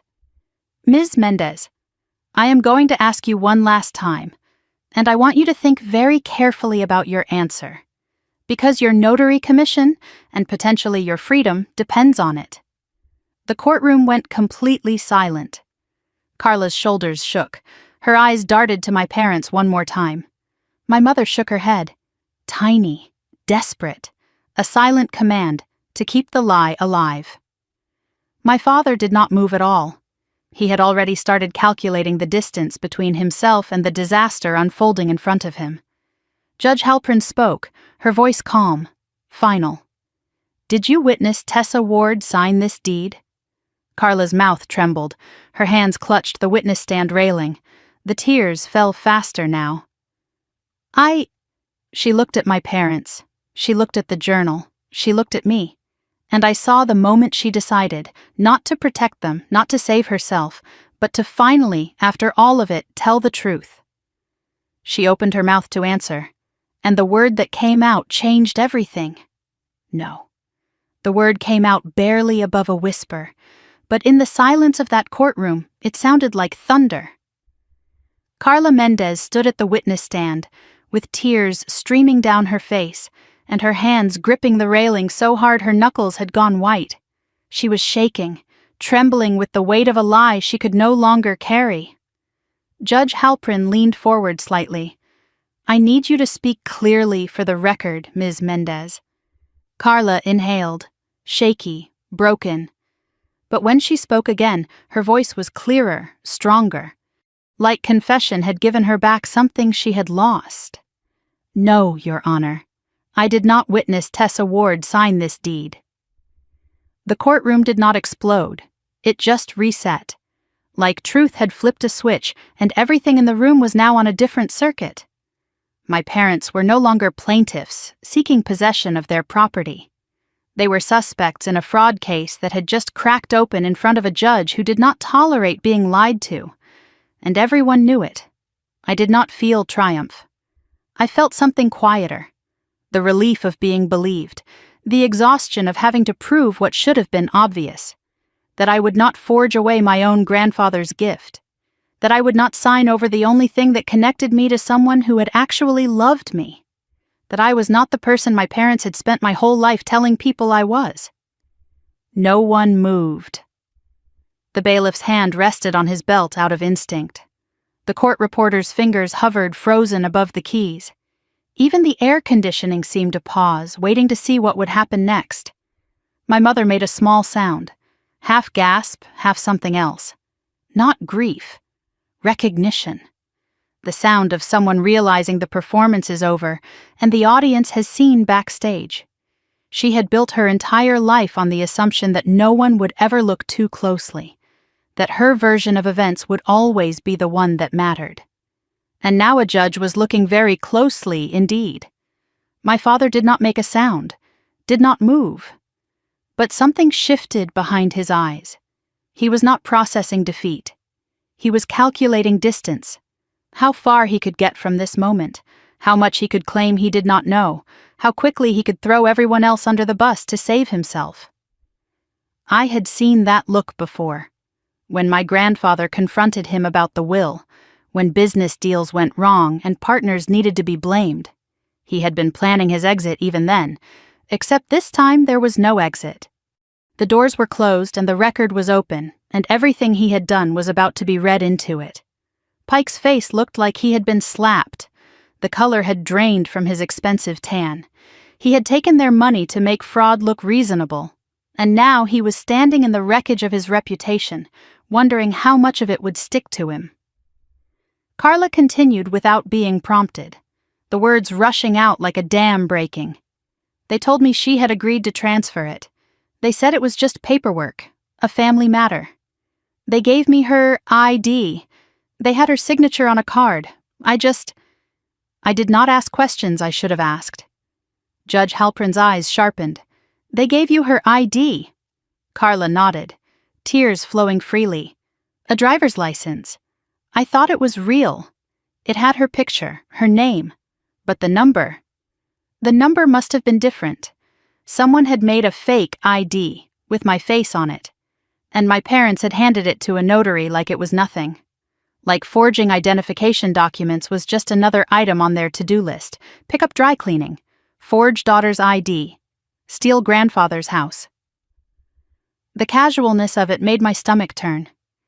Judge Halprin set down the journal, set down my employment logs, folded her hands with the precision of someone about to deliver a verdict. This court is vacating the default judgment entered against Tessa Ward. Her pen scratched across paper. Official, final. The judgment that was supposed to take my house. Erased. The writ of possession is dissolved. The unlawful detainer action is dismissed for lack of proper service and lack of standing. Lack of standing. 3 words that meant everything. My parents had filed as landlords, as owners. But they were not owners. They were thieves who had not finished stealing yet. And the court had just named it. Mark Ward, Diane Ward, stand. My parents rose slowly, like gravity had changed, like the floor was pulling them down and they were fighting it with every muscle. This court is referring the quitclaim deed to the District Attorney's Office for investigation of fraudulent conveyance and conspiracy. Pike's face went gray. My mother's hand flew to her throat. My father's jaw tightened, but he said nothing. There was nothing to say. The words were already in the record. This court is also referring the notary, Carla Mendez, to the commissioning authority for potential revocation and further investigation. Carla made a small wounded sound. She had traded her integrity for whatever my parents had offered her. Money, probably, or maybe just the illusion of friendship. And now she was going to lose everything she had tried to protect. 4 rulings. 4 sentences that dismantled everything they had built. The eviction, the deed, the lie. All of it collapsing under the weight of one notary's confession and one judge who refused to look away. My mother broke first. Your Honor, please. Her voice was high, desperate, the soft cardigan forgotten, the concerned mother gone. We were just trying to keep the house in the family. She was going to sell it. She was going to... Stop! Judge Halprin's voice cut through like a blade. You do not get to explain. You get to hire a criminal defense attorney. That is what you get to do now. I watched my mother's face transform. The mask did not slip. It shattered. Underneath was something I had seen glimpses of my whole life. Rage, entitlement, the absolute certainty that she deserved what she wanted regardless of who it belonged to, regardless of who it hurt. That was the woman who raised me. And that was the woman the court was finally seeing. My father put a hand on my mother's arm. Diane. Enough. He was not comforting her. He was silencing her. Every word she said was a confession he would have to explain later. And he knew it. Your Honor, my father said, his voice controlled despite everything. My wife is upset. This has been a difficult— Judge Halpern cut him off. Mr. Ward, you filed an eviction using a forged lease. You submitted a fraudulent deed as evidence. You arranged for a notary to verify a signature she never witnessed. This is not a difficult situation. This is a crime scene, and you are standing in the middle of it. Pike stood slowly, briefcase already closing. Your Honor, at this time I need to assess my representation of the plaintiffs. Judge Halpern looked at him with something that might have been contempt. You do that. You may want to consider whether you had knowledge of the document's origins. Pike's face went from gray to white. I had no knowledge, Your Honor. I was provided— Don't. Judge Halpern raised a hand. Don't make statements on the record right now. You are an officer of the court. You know better. Pike closed his mouth, nodded once. Understood, Your Honor. He did not look at my parents, did not speak to them. He gathered his papers with mechanical precision and moved toward the aisle like a man desperate to be anywhere else. He was already composing his withdrawal motion in his head, already calculating how to make this someone else's problem. That is what expensive lawyers do. They do not go down with the ship. They get in the lifeboat and bill for the rowing. For the first time in the hearing, my parents were alone. No lawyer whispering reassurances, no cardigan to hide behind. Just two people who had bet everything on a lie. And lost. Judge Halpern turned to me. Ms. Ward, you will obtain a certified copy of today's order. Record it with the county recorder immediately. File a title correction through the proper civil channel. Yes, Your Honor. Based on what I have heard, including the notary's testimony about a fraudulent ID, I strongly recommend you pursue an emergency restraining order against your parents. A restraining order against the people who gave me life, against the mother who used to braid my hair, against the father who taught me to ride a bike. Before they became the people who forged my name, before they became strangers wearing familiar faces. I nodded, because protection mattered more than sentiment, and they had proven they could not be trusted with access to my life. And if either plaintiff attempts any further action to remove Ms. Ward from that property, Judge Halpern continued, contact law enforcement immediately. This court's orders are not suggestions. Violations will result in contempt at minimum, criminal charges at maximum. Are we clear? My father nodded once. Mechanical. My mother did not respond, just stared at the table like she was watching her entire plan dissolve into the wood grain. The bailiff handed out papers. Stay order, dismissal order, referral notices. Each stamp was a nail in the coffin they had built for me, and I was walking away with all of them. I took my copies from the bailiff, folded them carefully, placed them in my folder, did not look at my parents, walked toward the door. Tessa, my mother's voice. Not a whisper this time, loud enough for the whole courtroom. Tessa, please, we can work this out. We are family. I stopped. Hand on the door. Did not turn around. You stopped being my family when you forged my name. I kept my voice steady. You stopped being my family when you lied to a judge. You stopped being my family when you tried to steal what Grandpa left me. I paused. Let the silence stretch. We are not family anymore. We are a court case. I pushed through the door and walked into the hallway without looking back. The air was cooler out here. Quieter. I had won. Or at least I had survived. The eviction was dead. The deed was flagged. The truth was on the record. But walking away from your parents in a courthouse does not feel like victory. It feels like surgery. Necessary, painful, and permanent. Outside, the sunlight hit my face. Same sun as yesterday. Same world. But I was not the same person who had walked in. I was someone who had learned exactly how far her parents would go, and exactly how far she would go to stop them. I reached my car in the parking garage, unlocked it, sat behind the wheel, did not start the engine yet. Just sat there in the silence, processing. The eviction was over. The deed was being investigated. The notary had confessed. But one thing kept circling in my mind. One detail that did not fit. Carla said they gave her an ID, a driver's license with my face, my name. But a different number. Someone had to make that ID. Someone had to get my photograph. Someone had to know enough about me to create a convincing forgery. My parents were many things, manipulative, entitled, cruel. But they were not technical. They did not know how to forge documents. They did not have access to the kind of equipment that makes fake IDs, which meant someone helped them. Someone I had not seen in that courtroom. My phone buzzed. Unknown number again. New message. You won the hearing. Congratulations. But you have not found everyone yet. And you should probably ask your parents about their friend, Gerald. Before he asks about you. Gerald. I did not know anyone named Gerald. But apparently he knew me. And apparently he was not finished. I stared at the message for a long moment. Then I screenshotted it. Saved it to my evidence folder. Because whoever Gerald was, he had just made himself part of the case, and I was going to find out exactly what he had done. The courtroom battle was over.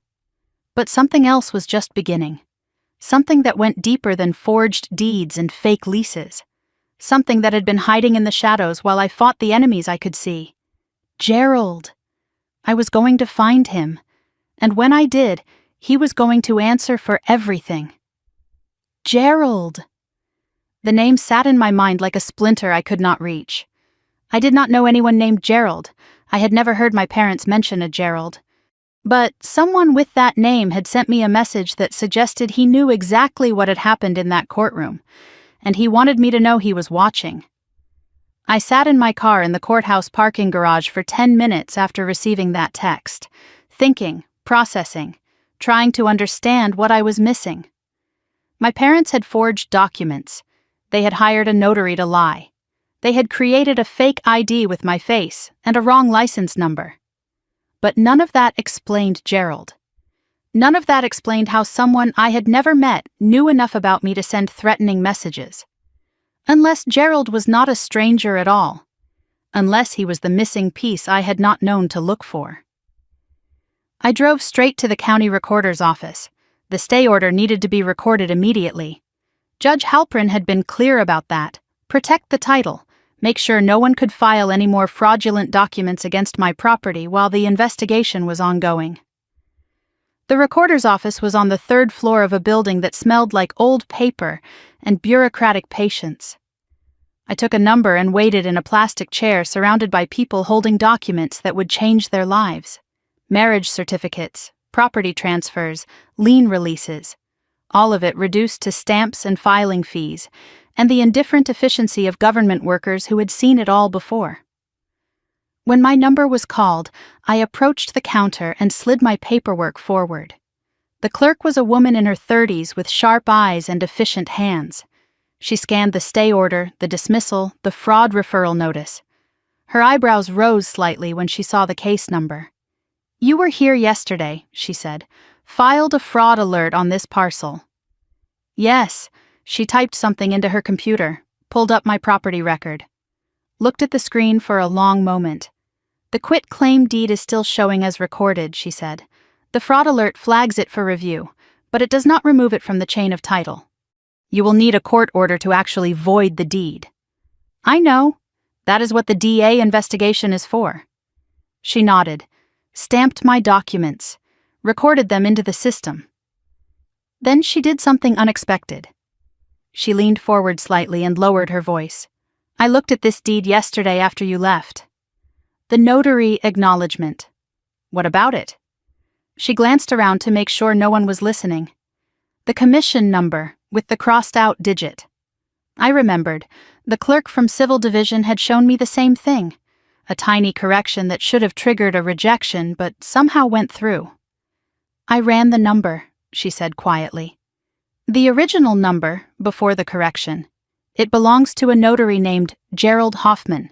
The corrected number belongs to Carla Mendez." My breath caught. "Gerald."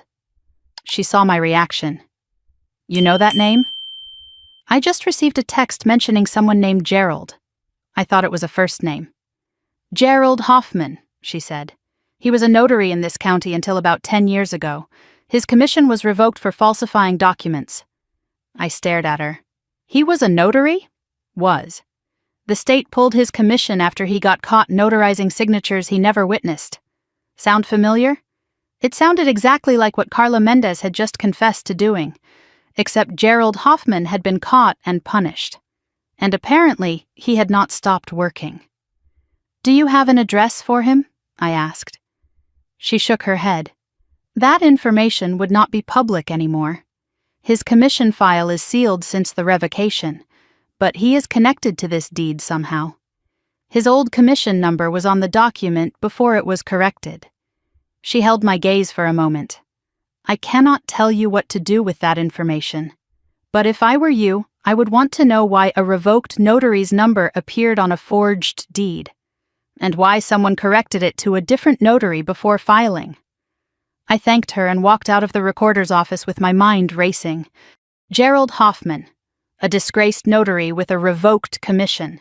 Someone who knew how to forge documents because he had been caught doing it before.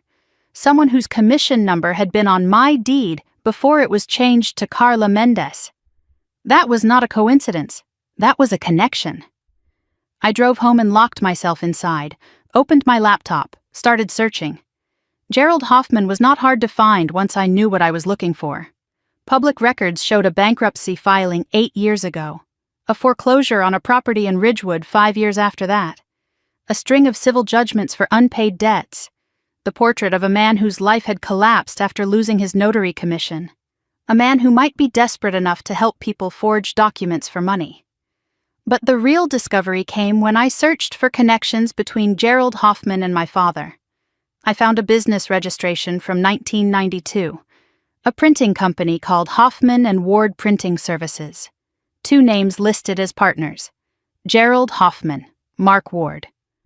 My father and Gerald had been business partners 30 years ago, before I was born, before the family moved up in the world, before my parents became the polished, respectable people they pretended to be.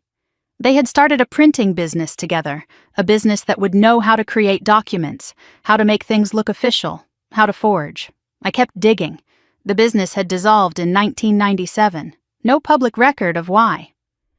But I found a civil court case from the same year, Hoffman versus Ward, a lawsuit that had been settled out of court. The details were sealed, but the existence of the case told me enough. Gerald and my father had been partners. Then they had become enemies. And now, 25 years later, Gerald's commission number had appeared on a forged deed designed to steal my house. I pulled out my phone and looked at the text message again. You should probably ask your parents about their friend Gerald before he asks about you. Friend. The word dripped with sarcasm.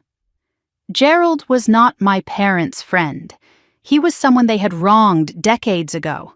Someone who might have been waiting for an opportunity to get even, or someone they had pulled back into their orbit when they needed someone who knew how to make fake documents. I needed to find him. I needed to understand what his role was in all of this. But I also needed to be careful. The text had felt like a warning, maybe a threat. Gerald knew my phone number. He knew about the hearing. He knew things he should not know unless he was deeply involved. Walking up to his door unprepared could be dangerous. I called Detective Reyes at the DA's office. The referral from Judge Halprin had included her contact information. She answered on the 3rd ring. This is Detective Reyes. This is Tessa Ward. Judge Halprin referred my case to your office this morning. Fraudulent deed and conspiracy. Yes, Ms. Ward, I have the file on my desk. What can I do for you? I found something, a name. Gerald Hoffman. He was a notary whose commission was revoked 10 years ago. His old commission number appeared on the forged deed before it was corrected to Carla Mendez. There was a pause. How did you discover this? The county recorder's clerk noticed the correction. She looked up both numbers. Another pause. Longer this time. Ms. Ward, I appreciate you sharing this information, but I need to ask you not to pursue this on your own. If Gerald Hoffman is involved, This investigation just became more complicated. Let us handle it. I understand, I said. But I need to tell you something else. I received a text message today from an unknown number. It mentioned Gerald by name, suggested I ask my parents about him. Detective Reyes was quiet for a moment. Forward that message to me, along with any other threatening communications you have received. I will. And Ms. Ward. Be careful. If someone is watching you closely enough to know about Gerald, they are watching closely enough to know when you leave your house. Do not go anywhere alone until we understand what we are dealing with. I ended the call and forwarded her the text messages. The threat from the night before the hearing, the message about Gerald, the midnight recording of my parents at my door. Everything went into an email with a timeline and my notes about what I had discovered. Then I sat at my kitchen table and stared at my phone. Detective Reyes had told me to stay home, to let the professionals handle it, to be careful. It was good advice, smart advice, the kind of advice that keeps people safe. But I had never been good at waiting while other people decided my fate. I had spent my entire life watching my parents control narratives, manipulate situations, and hurt people who got in their way.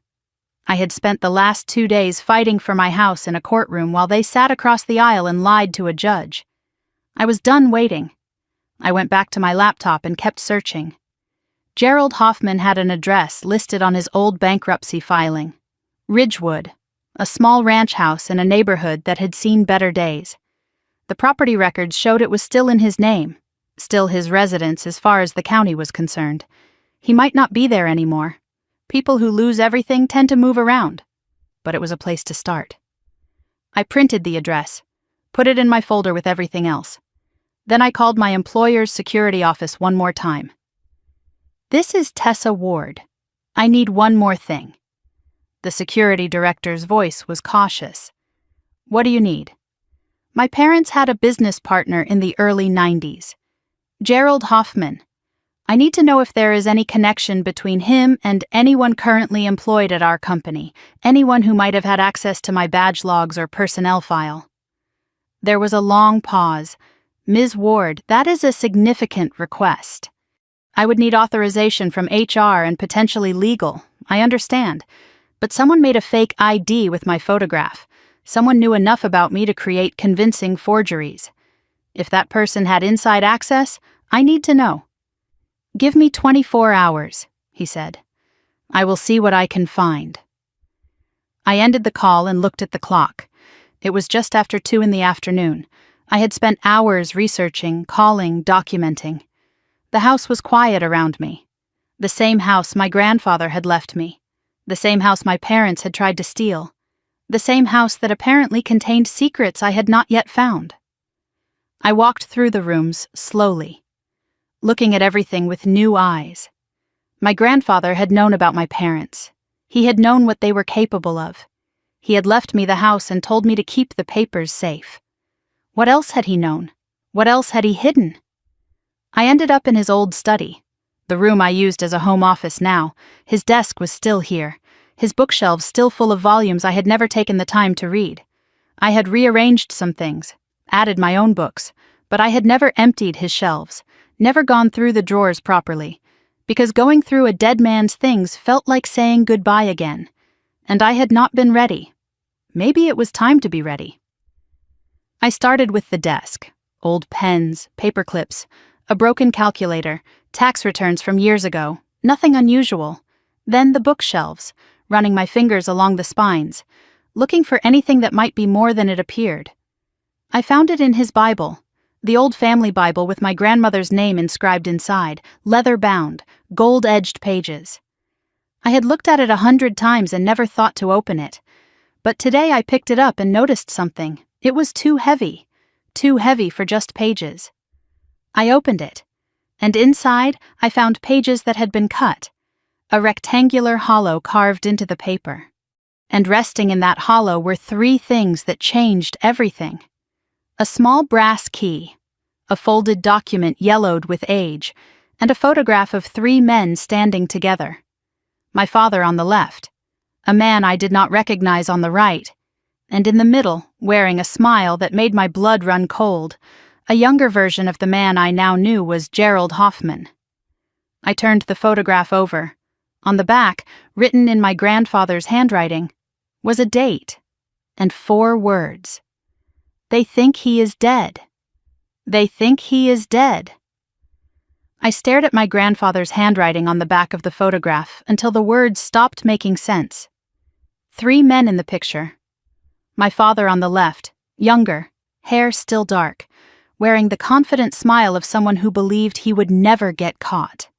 Gerald Hoffman in the middle, thinner than I had imagined, with sharp eyes and a nervous posture even then. And on the right, a man I did not recognize. Tall, distinguished, the kind of face that belonged in a boardroom or a country club, a face that looked like money and power and secrets. Who was the third man? And why did my grandfather believe he was dead when clearly he had been alive when this photograph was taken? I unfolded the yellowed document that had been hidden alongside the photograph. Legal paper, old typewriting, a deed. But not for my house. This deed was for a property at 4718 Blackwood Lane. The owner was listed as Ashford Holdings, LLC. The date of transfer was 15 years ago. Ashford. The name meant nothing to me, but it meant something to someone. My grandfather had hidden this deed inside a hollowed-out Bible for a reason. He had kept it secret for 15 years. And now I was holding it in my hands, trying to understand what it meant. The brass key was small and old-fashioned, no markings, no label. It could open anything. A safe deposit box, a lockbox, a door I had not yet found. My grandfather had left me breadcrumbs. He had trusted me to follow them. But he had not left me a map. I needed more information. I needed context. And the only person who might have that context was the man in the middle of the photograph. Gerald Hoffman, the disgraced notary, my father's former business partner, the man whose commission number had appeared on a forged deed before someone corrected it. He was the thread that connected everything, and I was going to pull it. The drive to Ridgewood took 40 minutes. Suburban sprawl gave way to older neighborhoods, houses built in the 70s and maintained with varying degrees of care, strip malls with empty storefronts, gas stations with prices that suggested the economy had not quite reached this part of town, the kind of place people end up when their plans do not quite work out, the kind of place where a man who lost his notary commission and declared bankruptcy might try to disappear. Gerald's house was a small ranch with faded blue siding. The lawn needed mowing. A pickup truck sat in the driveway with rust around the wheel wells. Not the house of a successful man, the house of someone who had been left behind. But there were signs that Gerald was not just living here, he was hiding here. A security camera hung over the front door, new, expensive. It did not match the rest of the house. Another camera pointed at the driveway, covering anyone who approached from the street. The blinds on every window were closed. No light visible from inside despite it being mid-afternoon. Gerald was watching. He was waiting. He had been expecting someone to come looking for him, and he wanted to see them first. I parked across the street and watched for 10 minutes. No movement inside, no lights turning on or off. But the truck was here. He was home. He was just deciding whether to answer. I got out of my car and walked across the street with deliberate calm. I had faced my parents in court. I had faced a notary's lies. I had faced threats delivered at midnight and messages from unknown numbers. A nervous man in a rundown house was not going to break me, but I kept my phone in my hand anyway, just in case. I knocked 3 times, firm but not aggressive. The knock of someone who expected an answer. Silence inside. Then footsteps, slow, hesitant. A shadow passed the peephole. The door opened partially, chain still on, just like my door had been the morning Deputy Romero showed up.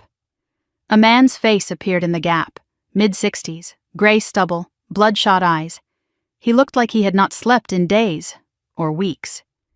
"You are Tessa." Not a question. He knew my face. He had seen it before. On the ID he helped create, yes. "And you are Gerald." His eyes darted past me, scanning the street. Looking for someone else, looking for danger. You should not be here. You texted me. You mentioned yourself by name. I was warning you. Warning me about what? He did not answer immediately.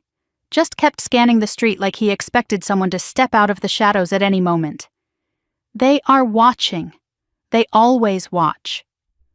Who is watching, Gerald? Your parents. Their lawyer. People you have not met yet. People I have not met. The words hung in the air between us. I had assumed this was about my parents. About a forged deed and an attempted eviction. But Gerald was suggesting something bigger.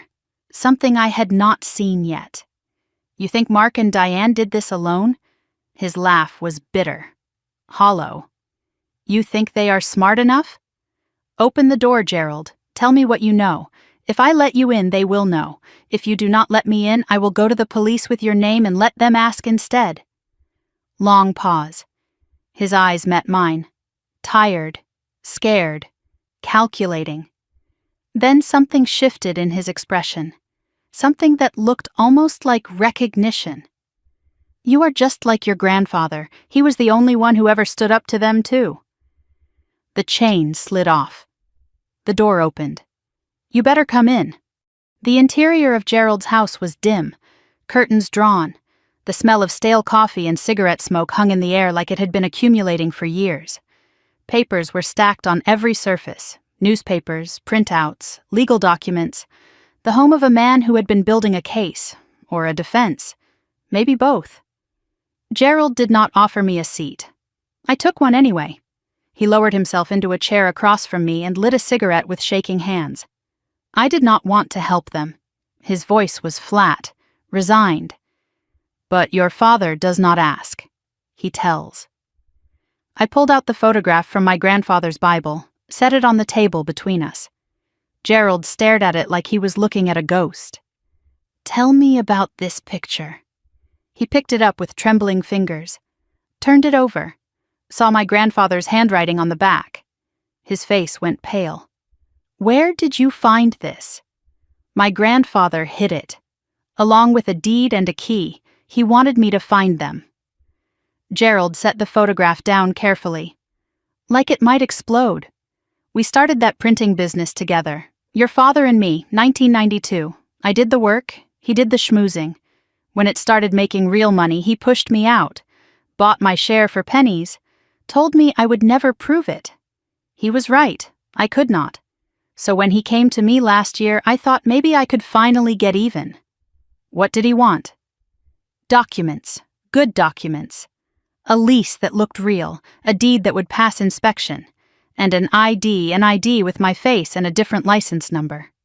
Gerald nodded slowly. His cigarette trembled between his fingers. Where did you get my photograph? Your mother had it, from some family event. A funeral, I think. She said you would not notice it was gone. A funeral. My grandfather's funeral. They had taken my photograph at my grandfather's funeral, to use against me later. That was who they were. That was who they had always been. I made the documents. Gerald's voice was barely above a whisper. All of them.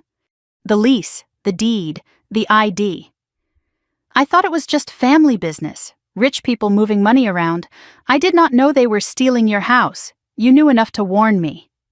He looked away. I knew enough to be scared of what happens next. What happens next, Gerald? What are you afraid of? He stubbed out his cigarette. Immediately lit another.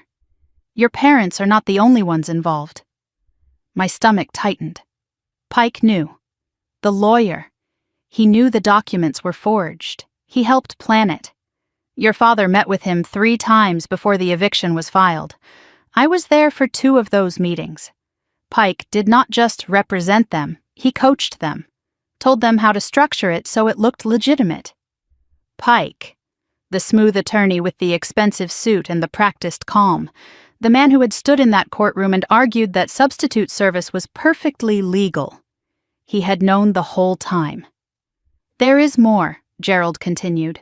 There is a clerk at the recorder's office.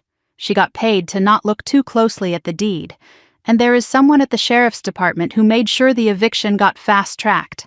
A network, a conspiracy. My parents had not just committed a crime. They had built a system to make it work. So the judge was right to be suspicious. It was not just my parents and a nervous notary.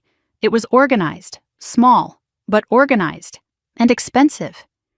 Your parents spent a lot of money making sure you would lose that house.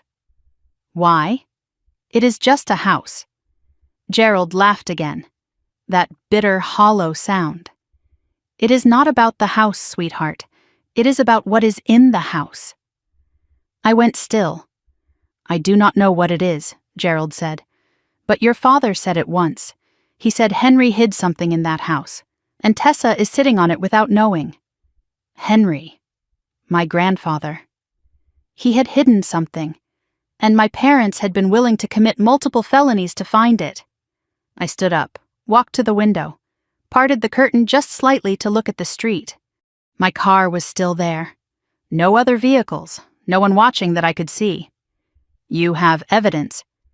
I said it without turning around. You kept records. Gerald was quiet for a moment. Then I heard him stand. Heard him walk to a closet. Heard him open a door. I am not stupid. I knew they would throw me under the bus if things went wrong. So I kept copies. Of everything. I turned around. He was holding a cardboard box, setting it on the table between us. Original files for the fake lease, draft versions of the deed, email printouts, communications with Pike. He reached into the box and pulled out a thumb drive. And recordings. My heart stopped. Recordings of what? Of your father explaining exactly what he wanted, and Pike explaining how to make it happen.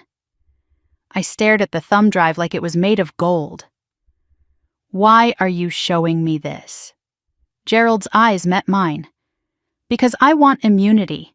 I want to hand this to the DA and walk away. But I need someone to vouch for me. Someone they will believe. You want me to help you. I want us to help each other. You give me cover. I give you the evidence that puts them all away. He was a criminal. He had forged the documents that almost cost me everything. But he was also the only person who could prove the full scope of what my parents had done. Sometimes justice means working with people you do not trust, to catch people who are worse. Okay, I said it before I could talk myself out of it. I will talk to the DA with you, but I need one more thing first. What? The envelope, the one with my grandfather's gravestone photo. Who put it in my house? Gerald's face went pale. That was not us. Then who? I do not know, but... He stopped, his eyes fixed on the window behind me. Get down! He grabbed my arm, pulled me below the windowsill. What? There is a car outside. It was not there before. My heart pounded. I risked a look. Black sedan, tinted windows, parked 3 houses down. Engine running. They know you are here. Gerald's voice was barely a whisper. They have been watching me. Now they know I am talking. Who, Gerald? Who is in that car? I told you, there are people you have not met yet. The sedan's door opened. A figure stepped out. Too far to see clearly. But they were walking toward the house. Gerald. We need to leave, now. There is a back door. He grabbed the box of evidence. Whatever you do, do not let them get this. Because if they do, your parents walk free. And you lose a lot more than a house. Gerald grabbed the cardboard box and moved toward the back of the house with a speed that surprised me. For a man in his 60s with shaking hands and bloodshot eyes, he knew how to run. He had been practicing this escape in his mind for years, waiting for the day he would have to use it. And now that day had arrived. The back door led to a small concrete patio. Weeds pushed through the cracks. A chain-link fence separated his yard from the property behind. The figure from the sedan was already at the front door. I could hear the doorbell ringing, then knocking, heavy, deliberate. Not the knock of someone asking a question. The knock of someone who already knew the answer. Don't look back, Gerald whispered. If they see you through the window, they'll know we're running. They'll call ahead. Call ahead to who? Just move. I went over the fence first, landed hard on the other side. My knee protested but held. Gerald passed the box over, then climbed. Slower, clumsier. He was not built for running anymore, but fear gave him speed he did not know he had. The alley behind his house was narrow. Trash cans, weeds, broken concrete. Gerald pointed left. My truck is parked on the next street. I always keep it there. In case of what? In case of exactly this. We moved through a gap in another fence, across a backyard with a rusted swing set, through a hedge that scratched my arms and caught my hair. Gerald knew this path by heart. He had practiced it. Every turn, every shortcut, every hiding spot, waiting for the moment when someone would come for him and he would need to disappear. I risked a look back. Between houses I could see Gerald's front door. It was open now, a figure standing inside. Not entering, just standing, watching the house like they owned it. Like they owned everything my parents touched. The figure was too still, too patient. Whoever was at that door was not worried about us escaping. They were waiting, like they knew where we would end up anyway. Gerald's truck was parked on a residential street 1 block over, different from where I had left my car. He unlocked it and threw the box in the back seat. Get in. Keep your head down. My car is still on the other street. Leave it. They already have your plates. Your car is marked. We take mine, or we don't go at all. I hesitated 1 second, then got in. My car could be replaced. The evidence in that box could not. Gerald drove like a man who had been waiting to flee. Not fast, careful, checking mirrors every few seconds. Fast draws attention, he said. Careful gets you out. We made it 2 blocks before I saw it. In the side mirror, the black sedan. Same car from Gerald's street. 3 cars back. They're following us. Gerald's hands tightened on the wheel. I know. You've done this before. Not exactly this. But running? Yeah, I've been running from your father for 20 years. This is just the first time he sent someone with a car. Gerald did not head for the highway. Instead, he turned into an older neighborhood. Narrower streets, more turns. He was using the roads like a maze. Every turn put distance between us and the sedan. Left turn, right turn, through an alley barely wide enough for the truck, past a school with an empty parking lot, under a bridge, around a curve. The sedan tried to follow, but Gerald knew these streets. This was his neighborhood before my father pushed him out. The one place he had memorized every escape route. I watched the mirror. After the 4th turn, the sedan did not reappear. We lost them? For now. But they know what my truck looks like. And they know where you live. Gerald's eyes met mine in the rearview mirror. We have maybe 2 hours before they regroup. Whatever you need to find it fast. He pulled into a parking lot behind a closed gas station, out of sight from the street. Both of us breathing hard. The adrenaline was starting to fade, leaving something colder in its place. I opened my phone. No new messages from the unknown number. No calls from my parents. Silence. The kind that means they are planning instead of panicking. Gerald pulled the cardboard box onto his lap, opened it, checked the contents. It's all here. The files, the emails, the thumb drive. Enough to put Pike in prison. Enough to prove your parents planned everything. He looked at me. But not enough to protect you from whoever was in that sedan. Who are they, Gerald? I don't know names. Your father called them fixers. People who make problems disappear. What kind of problems? Documents, witnesses. He paused. People. Are you saying they might try to hurt me? Gerald did not answer immediately. I'm saying your grandfather was afraid of them too. My grandfather? Why do you think he hid whatever he hid? He knew what your parents were capable of. He knew they'd come for it eventually, and he wanted to make sure they couldn't find it without you. We sat in silence for a moment, processing, planning, trying to understand what we were dealing with. We have 2 options, I said. We go to the police now, hand over everything, the files, the emails, Gerald's recordings, let them arrest my parents, Pike, everyone. Gerald shook his head. And then what? The fixers disappear. The evidence ties to us.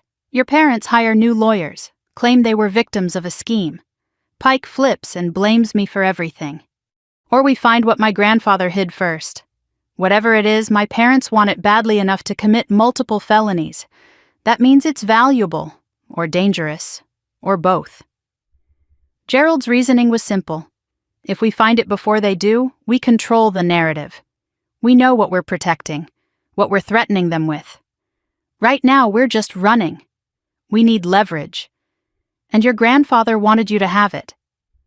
I sat in that truck, smelling cigarette smoke and old vinyl. Thinking about my grandfather, he had trusted me with the house. Maybe he had trusted me with more than that. Maybe he had been waiting for me to look. Okay. We go to the house first. But we go now. Before they figure out where we are. Gerald parked 2 streets away from my house. We walked the rest. The box stayed in the truck, hidden under a tarp. Carrying a box of evidence makes you a target, he said. Walking empty-handed makes you invisible. The house looked the same. Same windows, same door, same porch where Deputy Romero had stood 2 days ago. But it looked different now. I was not coming home. I was coming to search, to find whatever my grandfather had left behind, and hope it was worth everything I had been through to keep it. Gerald stopped at the edge of the property, stared at the house. I helped your father try to steal this place, and now I'm helping you protect it. Strange how things turn around. I did not respond. Forgiveness was not on the table, but cooperation was. And right now that had to be enough. Inside, I checked every room.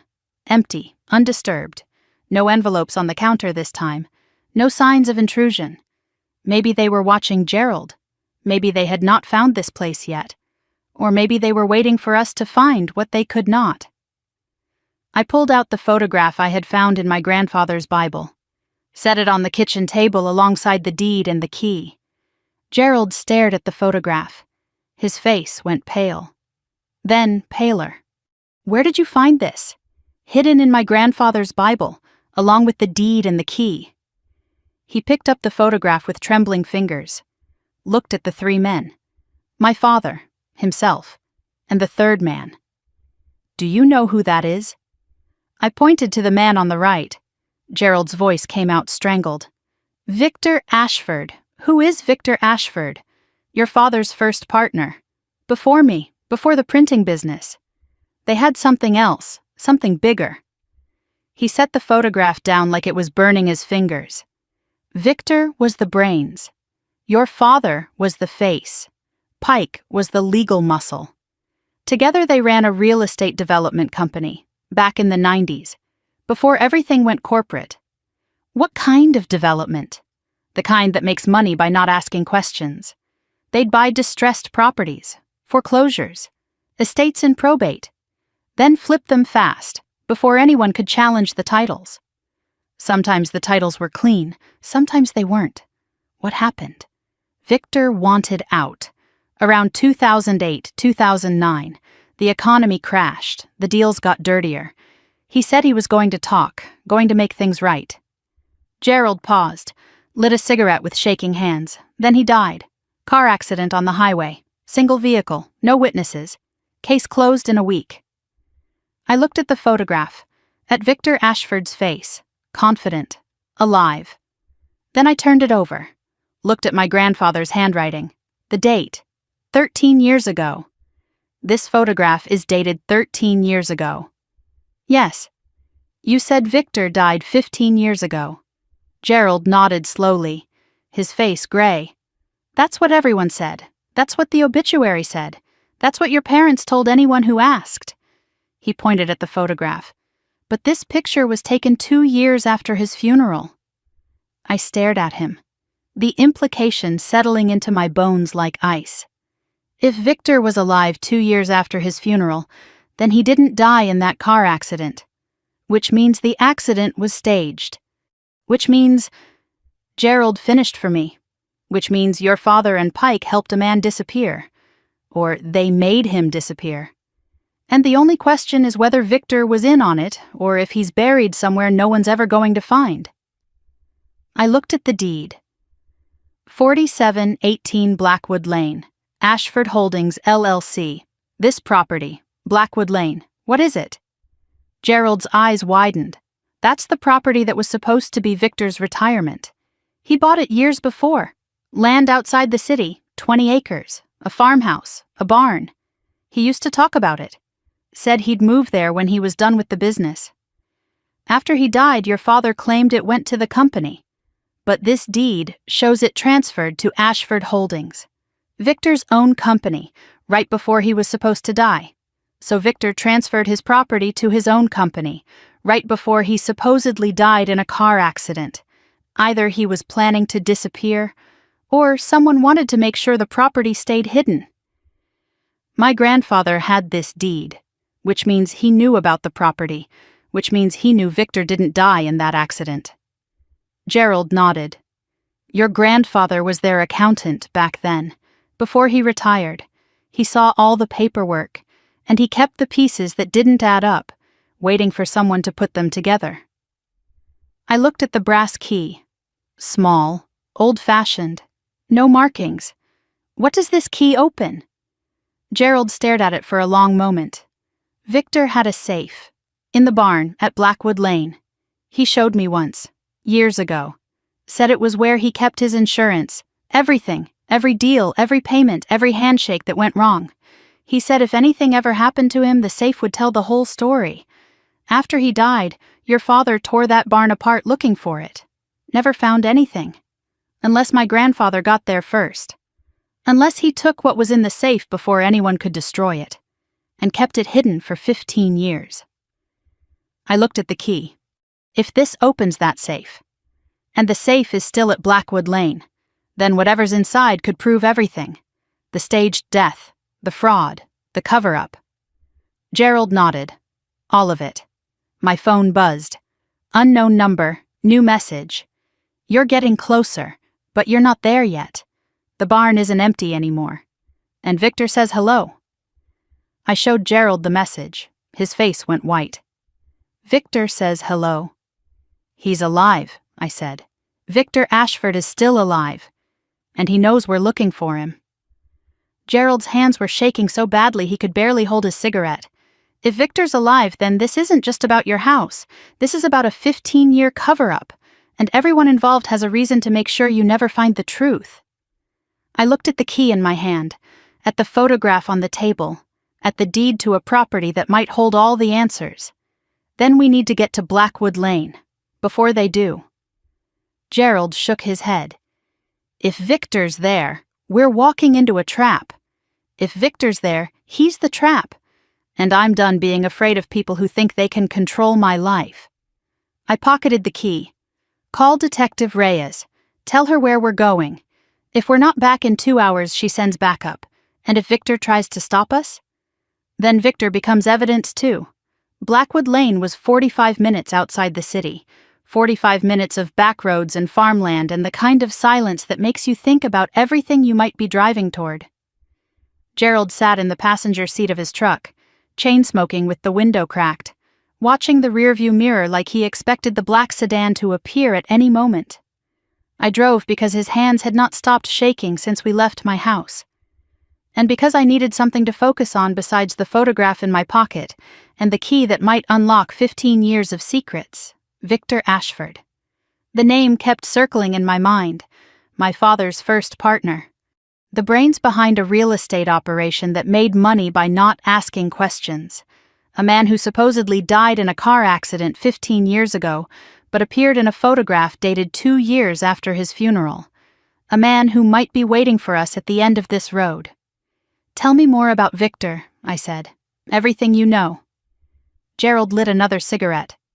His fourth since we left. Victor was smart. Smarter than your father ever was. He understood how to move money, how to hide transactions, how to make problems disappear on paper. Your father had the charm. Pike had the legal cover. But Victor was the one who made it all work. What kind of deals were they doing? Real estate fraud, mostly. They would identify properties in distress, foreclosures, estates where the heirs were fighting or didn't know what they had. Sometimes they would buy the properties legitimately, but sometimes they would forge documents, create fake liens, manufacture title disputes that forced owners to sell cheap. Gerald blew smoke toward the cracked window. When the market crashed in 2008, things got worse. The deals got dirtier.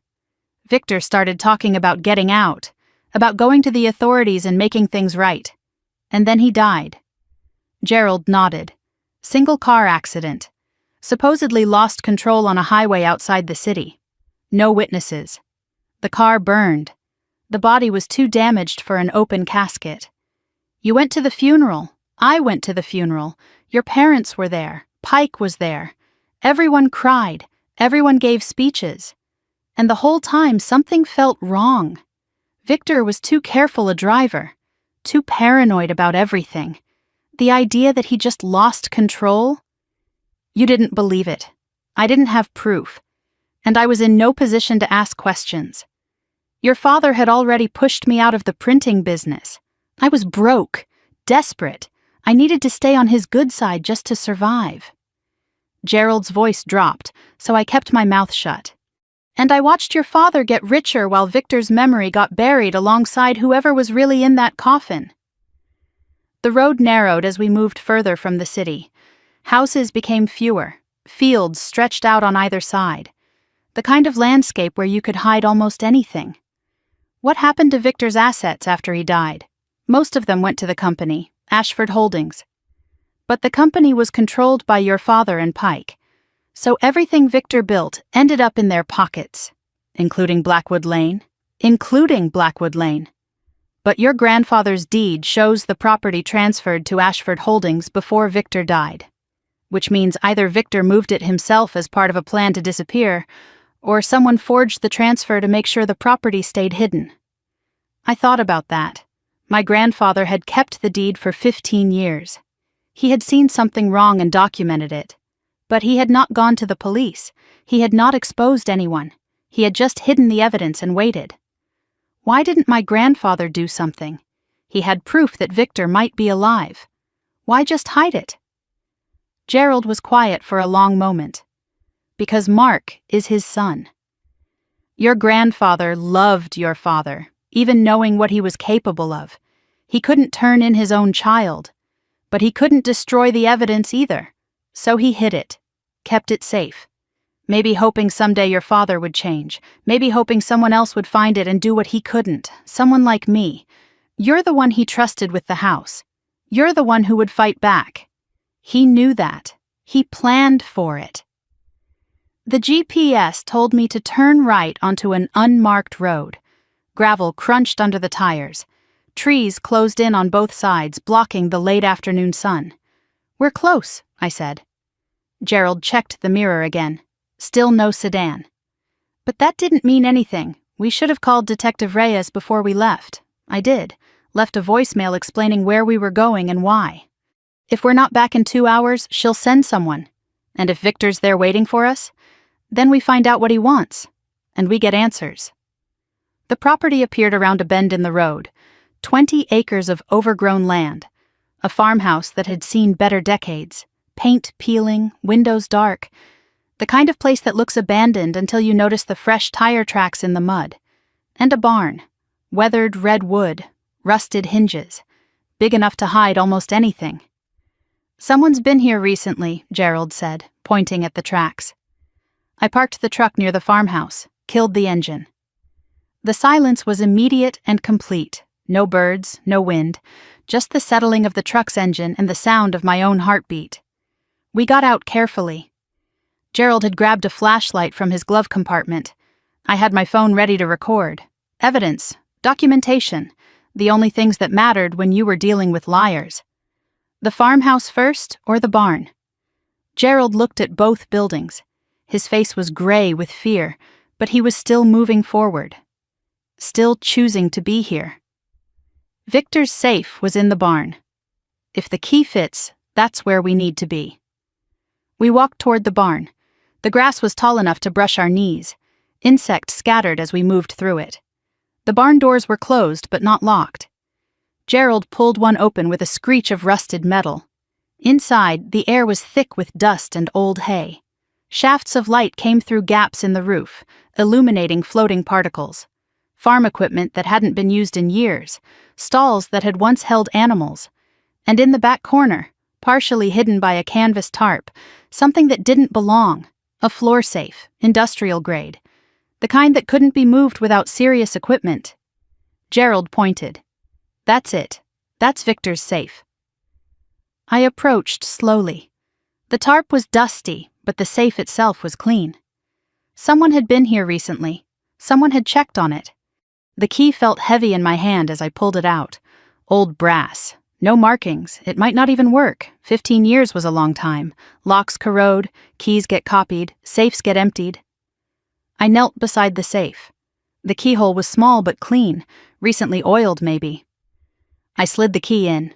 It fit perfectly. The lock turned with a click that echoed in the empty barn. I opened the safe. Inside were files. Dozens of files. Bank statements, property records, contracts with signatures I recognized and signatures I didn't. Photographs, audio cassettes, a ledger book with handwritten entries going back 20 years. And on top of everything, a single envelope, sealed, with my name written on it in my grandfather's handwriting. Tessa. He knew. My grandfather knew I would find this. He had prepared for it. He had left me a message. My hands trembled as I picked up the envelope, opened it carefully. Inside was a single sheet of paper. Tessa. If you're reading this, I'm gone, and you found what I spent 15 years protecting. Everything in this safe proves what your father and his partners did. The fraud, the forgeries, the staged death of Victor Ashford, and the real death of the man whose body they used. Victor is not dead. He disappeared willingly, with your father's help, in exchange for his silence about their crimes. They paid him to vanish. They gave him a new identity. And they buried someone else in his grave. I couldn't stop them. I couldn't turn in my own son. But I couldn't let the truth disappear either. So I took everything from Victor's safe before they could destroy it. I've been holding it ever since, waiting for the right moment. That moment is now. You are the only person I trust to do what I couldn't. Use this evidence to protect yourself. Expose the truth. And don't let them win. I love you. I always have. Grandpa Henry. I stood there holding my grandfather's letter, tears streaming down my face. He had known. He had watched his own son become a criminal and felt powerless to stop it. But he had not been completely powerless. He had saved the evidence. He had left it for me to find. Tessa.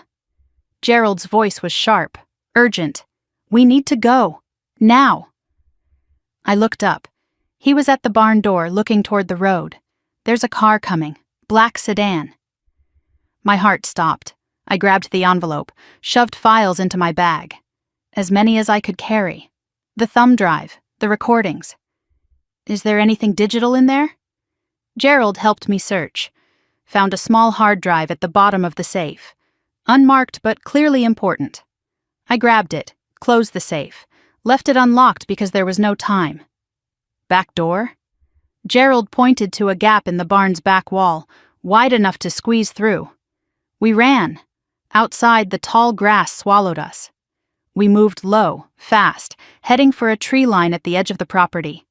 Behind us, I heard car doors closing. Voices. At least 2 people, maybe more.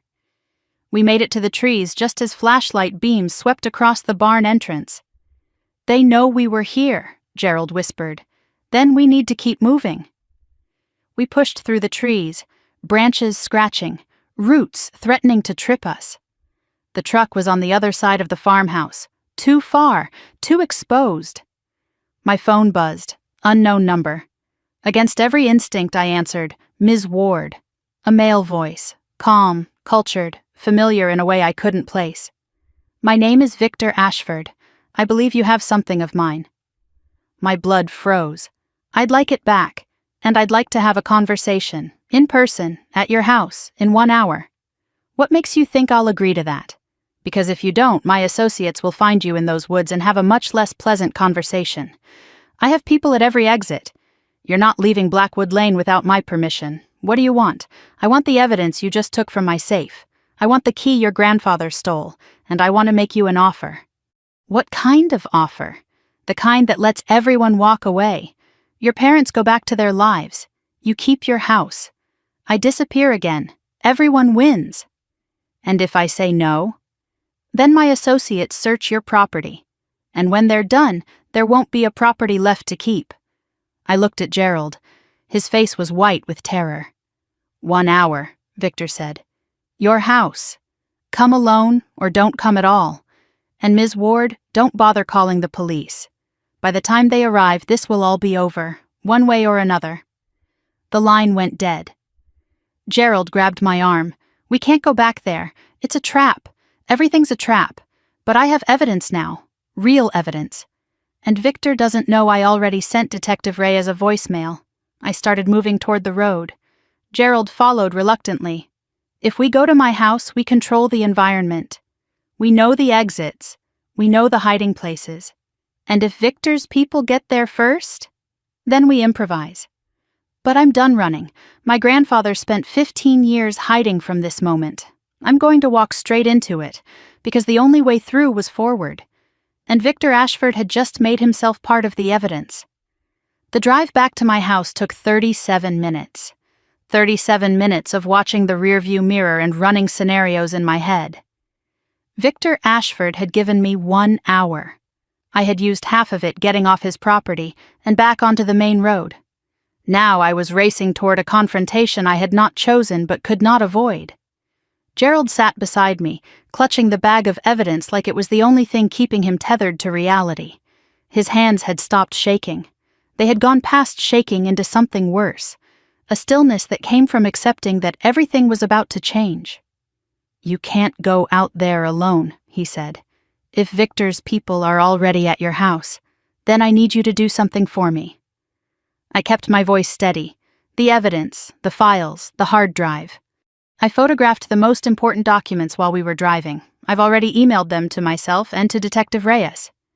Gerald looked at me. "When?" "At every red light. Every stop sign. I've been sending files since we left Blackwood Lane." His eyes widened slightly. "You're building insurance. I'm building a record. If something happens to me tonight, the evidence survives. The truth gets out. My parents don't win." I pulled into my neighborhood. The streets looked normal, quiet.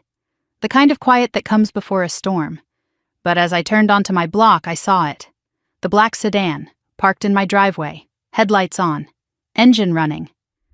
"They're already here," Gerald whispered. "I know." I parked at the curb, killed the engine. Sat for a moment, looking at the house where I had grown up visiting my grandfather. The house he had left me. The house my parents had tried to steal. The house that apparently held secrets worth killing for. Call Detective Reyes again. Tell her Victor Ashford is alive and at my address. Tell her to come now. Gerald pulled out his phone. His hands were steady now. Purpose had replaced panic. "What are you going to do? I'm going to buy us time." I got out of the truck and walked toward my house, toward the sedan, toward whatever was waiting for me on the other side of this moment. The front door of the sedan opened as I approached. A man stepped out. Mid-60s, silver hair, expensive coat that probably cost more than my monthly salary. He looked like money that had learned to hide. The kind of wealth that does not want attention because attention asks questions. His face matched the photograph from my grandfather's Bible. Older now, thinner, but unmistakable. I was looking at a ghost, a man my family had buried 15 years ago. A man who had been watching ever since. Tessa Ward. His voice was cultured, controlled, the voice of someone who had spent years practicing how to sound reasonable while doing unreasonable things. "You look like your grandfather. Same stubborn jaw, same eyes that don't flinch. He was the only person your father was ever afraid of. I'm beginning to understand why. You're supposed to be dead." Victor smiled. Cold. Practiced. the smile of someone who had heard that statement before and enjoyed the reaction it provoked. Death is a matter of paperwork. Your father taught me that. Among other things. 2 other figures stood near a second car, the one that must have been blocking my back alley. They did not approach, just watched. Fixers. The kind of people who get paid to solve problems. And I was the problem now. "Let's make this simple," Victor said. "You have something that belongs to me. A key, a deed, a photograph. Things your grandfather stole from my safe 15 years ago. I want them back. Your safe? My safe. My evidence. My insurance policy. Your grandfather took it before I could disappear properly. He's been holding it over your father ever since. A lovely, quiet arrangement. Until he died and left everything to you." My mind raced. My grandfather had not just hidden the evidence, he had used it. He had kept my father in line with it for 15 years. "For 15 years, Henry and I had an understanding," Victor continued. "He kept quiet about my survival. I stayed away from the family. Your father paid us both to maintain the peace." "Paid you?" "Silence has a price. Your father met it every month. A lovely arrangement. Until you started digging. So here's my proposition. Give me the key, the deed, the photograph. Forget everything you've learned. And I'll disappear again. Your parents go back to their lives. You keep your house. Everyone wins. And if I refuse?" Victor's smile faded. "Then my associates search your house. And when they're done, there won't be a house left to keep. You're threatening to destroy the house you've been trying to steal? I'm not trying to steal anything. Your parents are. I'm just trying to recover what was mine. And if you've already sent copies somewhere?" He let the sentence hang. The implication clear. If I had distributed the evidence, the situation became more complicated, more dangerous. I thought about the emails I had sent from the truck, the photographs uploaded to my cloud account, the voicemails left for Detective Reyes. Victor did not know about any of that. He was gambling that I had not had time to make copies. He was wrong. 15 years ago, I said slowly, you and my father and Pike built an empire. Real estate, development, acquisitions. You bought properties no one wanted and sold them to people who didn't ask questions. Victor's eyes narrowed slightly. You've been talking to Gerald. I've been listening, and reading, and putting pieces together. The fraud, the forgeries, the deals that got dirtier when the economy crashed. You wanted out. You threatened to go to the authorities. So my father offered you a deal. Victor was silent for a moment. Then he nodded. Mark didn't try to kill me. He offered me a choice. Disappear, take a new identity, keep a percentage of the profits, or go to prison alongside everyone else. I chose to disappear. The car accident was staged. The body was a John Doe from the morgue. Pike handled the paperwork. Your father handled the payoffs. And I became a ghost with a bank account. But my grandfather figured it out. Victor's jaw tightened. Henry found the inconsistencies in the books. He went to Blackwood Lane before your father could clean it out. He took the contents of my safe, and he used them to keep your father in check for 15 years. I stared at him. My grandfather was blackmailing my father? He called it maintaining balance. Your father couldn't expand, couldn't make new deals, couldn't take risks. Every time he tried, Henry reminded him what was at stake. Your grandfather was the only reason your parents stayed small, the only reason they didn't become something worse. Then my grandfather died. And your father saw an opportunity. No more blackmail, no more balance. Just one granddaughter standing between him and freedom. He thought if he could get the house, he could find the evidence, destroy it, start over.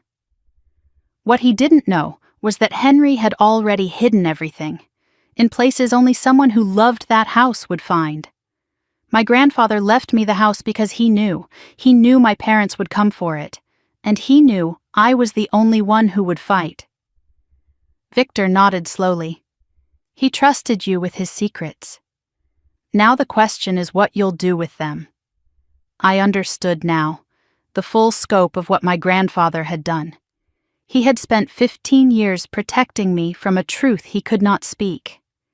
He had kept my father in check while watching his own son become someone he did not recognize. He had hidden evidence of crimes because he could not bear to turn in his own child. But he had not destroyed it. He had waited. And he had trusted me to finish what he could not start. "The key," I said. "You want to know what it opens." Victor's eyes sharpened. "You know, I know enough." "The safe in the barn.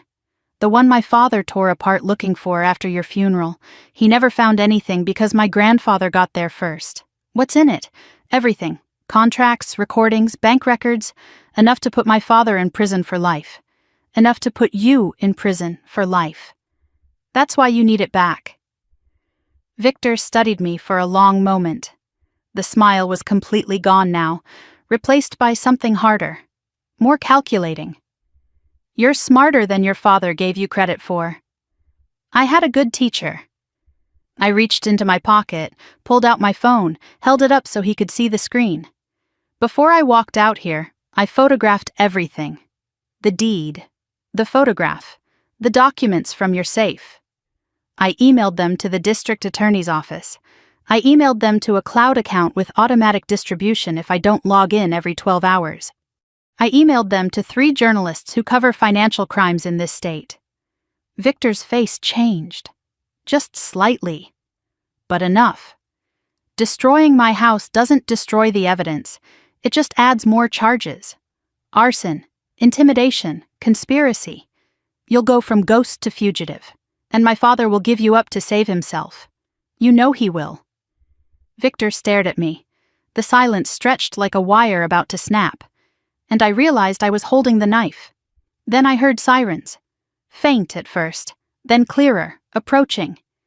Victor's head snapped toward the sound. His associates shifted positions near their car, suddenly alert, suddenly nervous. "You called the police," Gerald did. "While I was keeping you talking. Detective Reyes knows you're alive. She knows you're at my house. She's bringing everyone." Victor's carefully constructed calm finally cracked.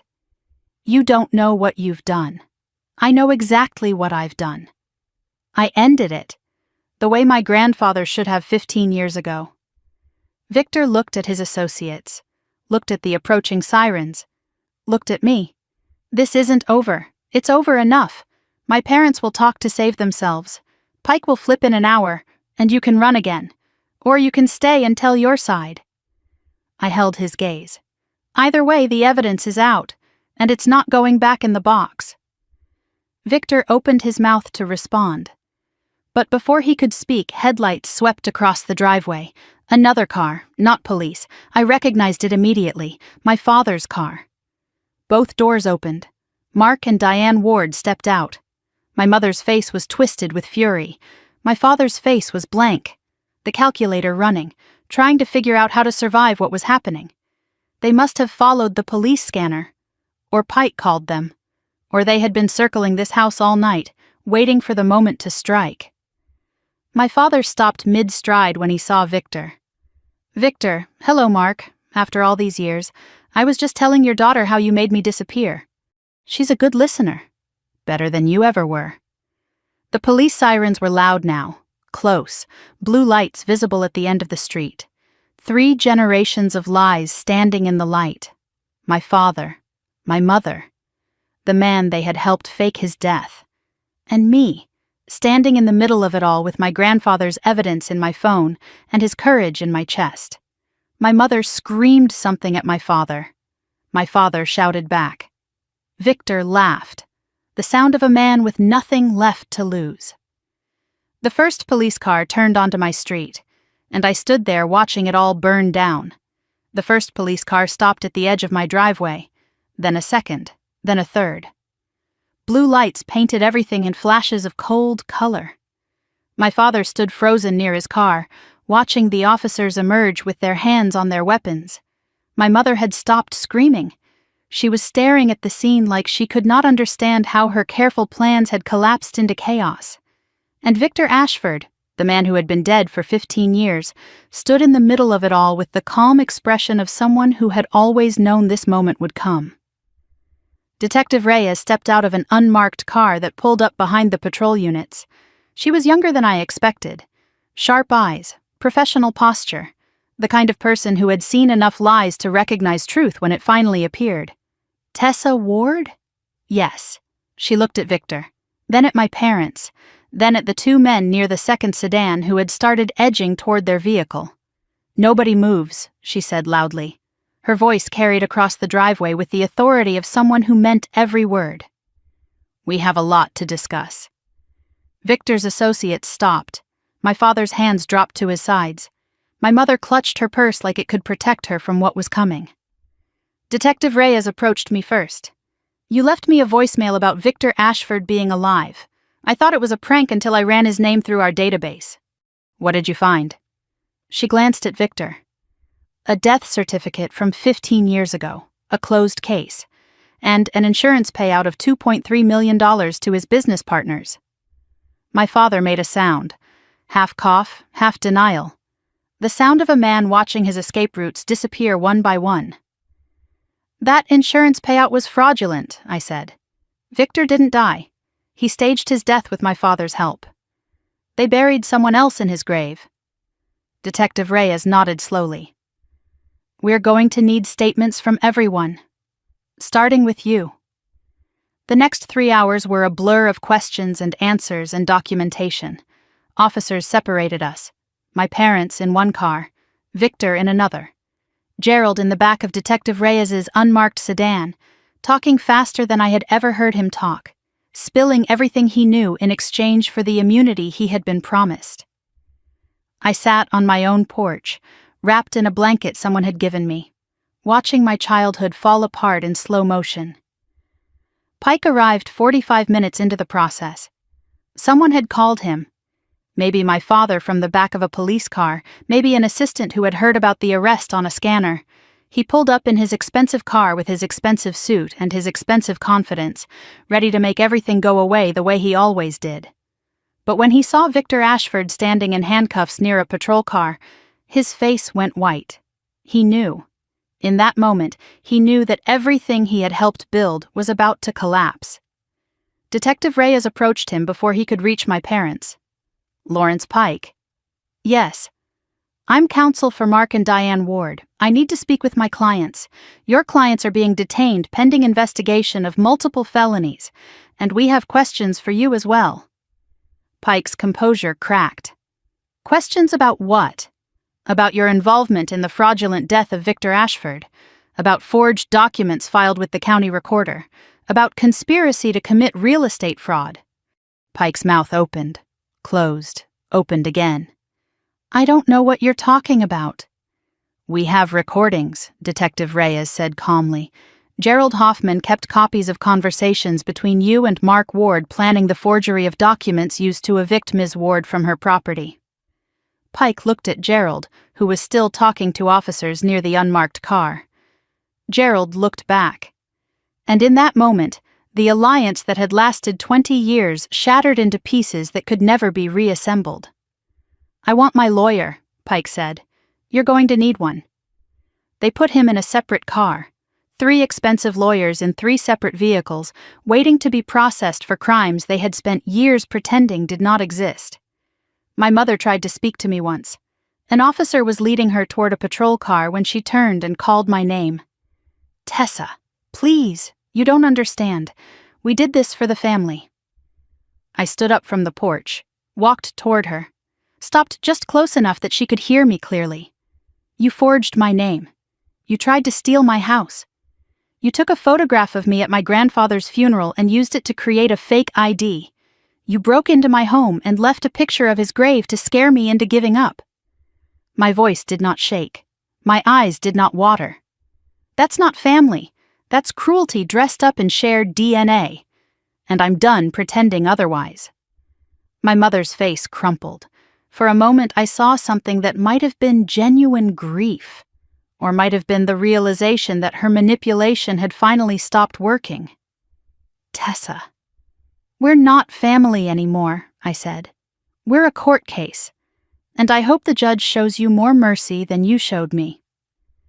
The officer led her away. She did not look back. Neither did I. My father never tried to speak to me at all. He sat in the back of his patrol car with his eyes closed, already calculating his defense, already planning how to minimize his exposure, already looking for someone else to blame. That was who he had always been. A man who saw relationships as transactions and loyalty as weakness. My grandfather had spent 15 years trying to contain him. I had spent 3 days exposing him. And now the system would decide what to do with him. Victor Ashford was the last to be loaded into a vehicle. He had been cooperative, almost eager, like he had been waiting for this moment as much as I had. Detective Reyes approached me after Victor's car pulled away. "He's talking," she said. "Everything. The staged death, the insurance fraud, the payoffs to your father. He's giving us names, dates, account numbers. Says he kept records of everything." "Why?" Detective Reyes shrugged. "He says he's tired of running, tired of being a ghost.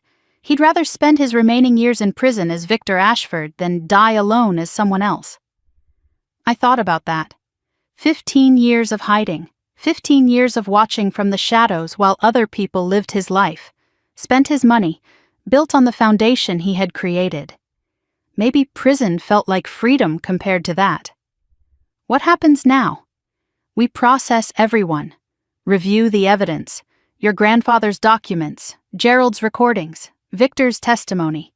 It's going to take time, but we have enough for multiple indictments. And the house? Detective Reyes smiled slightly. The fraudulent deed has already been flagged. With the evidence you provided, voiding it should be straightforward. That house is yours, legally and completely. I looked at the house behind me. Same windows, same door, same porch where I had stood so many times, never knowing what secrets were hidden inside. My grandfather had protected this place. He had protected me. And now, finally, I could protect his legacy. The last police car left around midnight. Gerald came to say goodbye before Detective Reyes drove him to the station for formal processing. He looked different, lighter, like confession had lifted something he had been carrying for too long. "I meant what I said about immunity," he told me. "I'll testify to everything. Your grandfather deserves that much. My grandfather deserved a lot of things he never got." Gerald nodded. "He was a good man, better than any of us.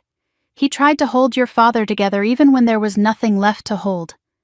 "I know." Gerald hesitated. Then he said something that surprised me. He talked about you all the time, even before he got sick. He'd say Tessa's the only one who turned out right. She's the only one I trust. I didn't understand what he meant until I watched you in that courtroom, until I saw you stand up to people who had been bullying you your whole life. He looked at the house one last time. "He'd be proud of you. I hope you know that." "I do." Gerald got into Detective Reyes's car. The door closed, the engine started, and then he was gone. Another ghost who had finally decided to become real. I stood alone in my driveway for a long time after everyone left. The night was quiet, the kind of quiet that only comes after chaos has exhausted itself. Stars were visible above the trees, the same stars my grandfather and I had watched from this porch when I was a child, the same sky that had covered all of us, liars and truth-tellers alike, for all these years. I walked inside. The house felt different now, not haunted, not burdened, just quiet. The kind of quiet that comes from finally being safe. I went to my grandfather's study, sat at his desk, looked at the Bible where he had hidden his secrets, the hollow pages, the space where the key and the photograph and the deed had waited for 15 years. He had known this day would come. He had prepared for it. He had trusted me to finish what he could not start. And I had. I found a piece of paper in his desk drawer, old stationery with his name printed at the top, Henry Ward, the name of a man who had loved imperfect people and tried to protect them from themselves, the name of a man who had finally been heard. I wrote him a letter. I do not know why. He would never read it. But some things need to be said even when no one is listening. Dear Grandpa, I found everything you left for me, the key, the photograph, the truth. I know what you did and why you did it. I know you couldn't turn in your own son. I know you carried that weight for 15 years. I want you to know that I understand. And I forgive you for the choices you couldn't make. I made them for you. The evidence is with the police. Victor is in custody. Dad and Mom are facing charges. Pike's career is over. The house is safe. Your house, my house, our house. I'm going to take care of it the way you asked me to. I'm going to plant flowers in the garden and fix the squeaky step on the porch and sit on the swing where we used to watch storms roll in. I'm going to live here, really live here, not just survive. I'm going to build a life in the space you protected for me. Thank you for believing in me when no one else did. Thank you for leaving me more than a house. You left me proof that I was worth fighting for. I love you. I always will. Tessa. I folded the letter and put it in the Bible, in the hollow space where his secrets had been. Maybe someday I would take it out and read it again.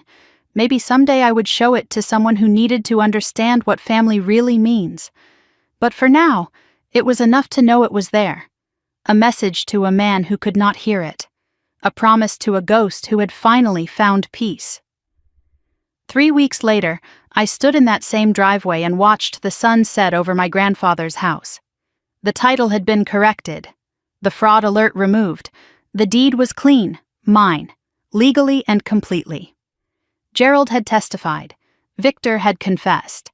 Pike had pleaded guilty to 3 counts of conspiracy and was facing disbarment.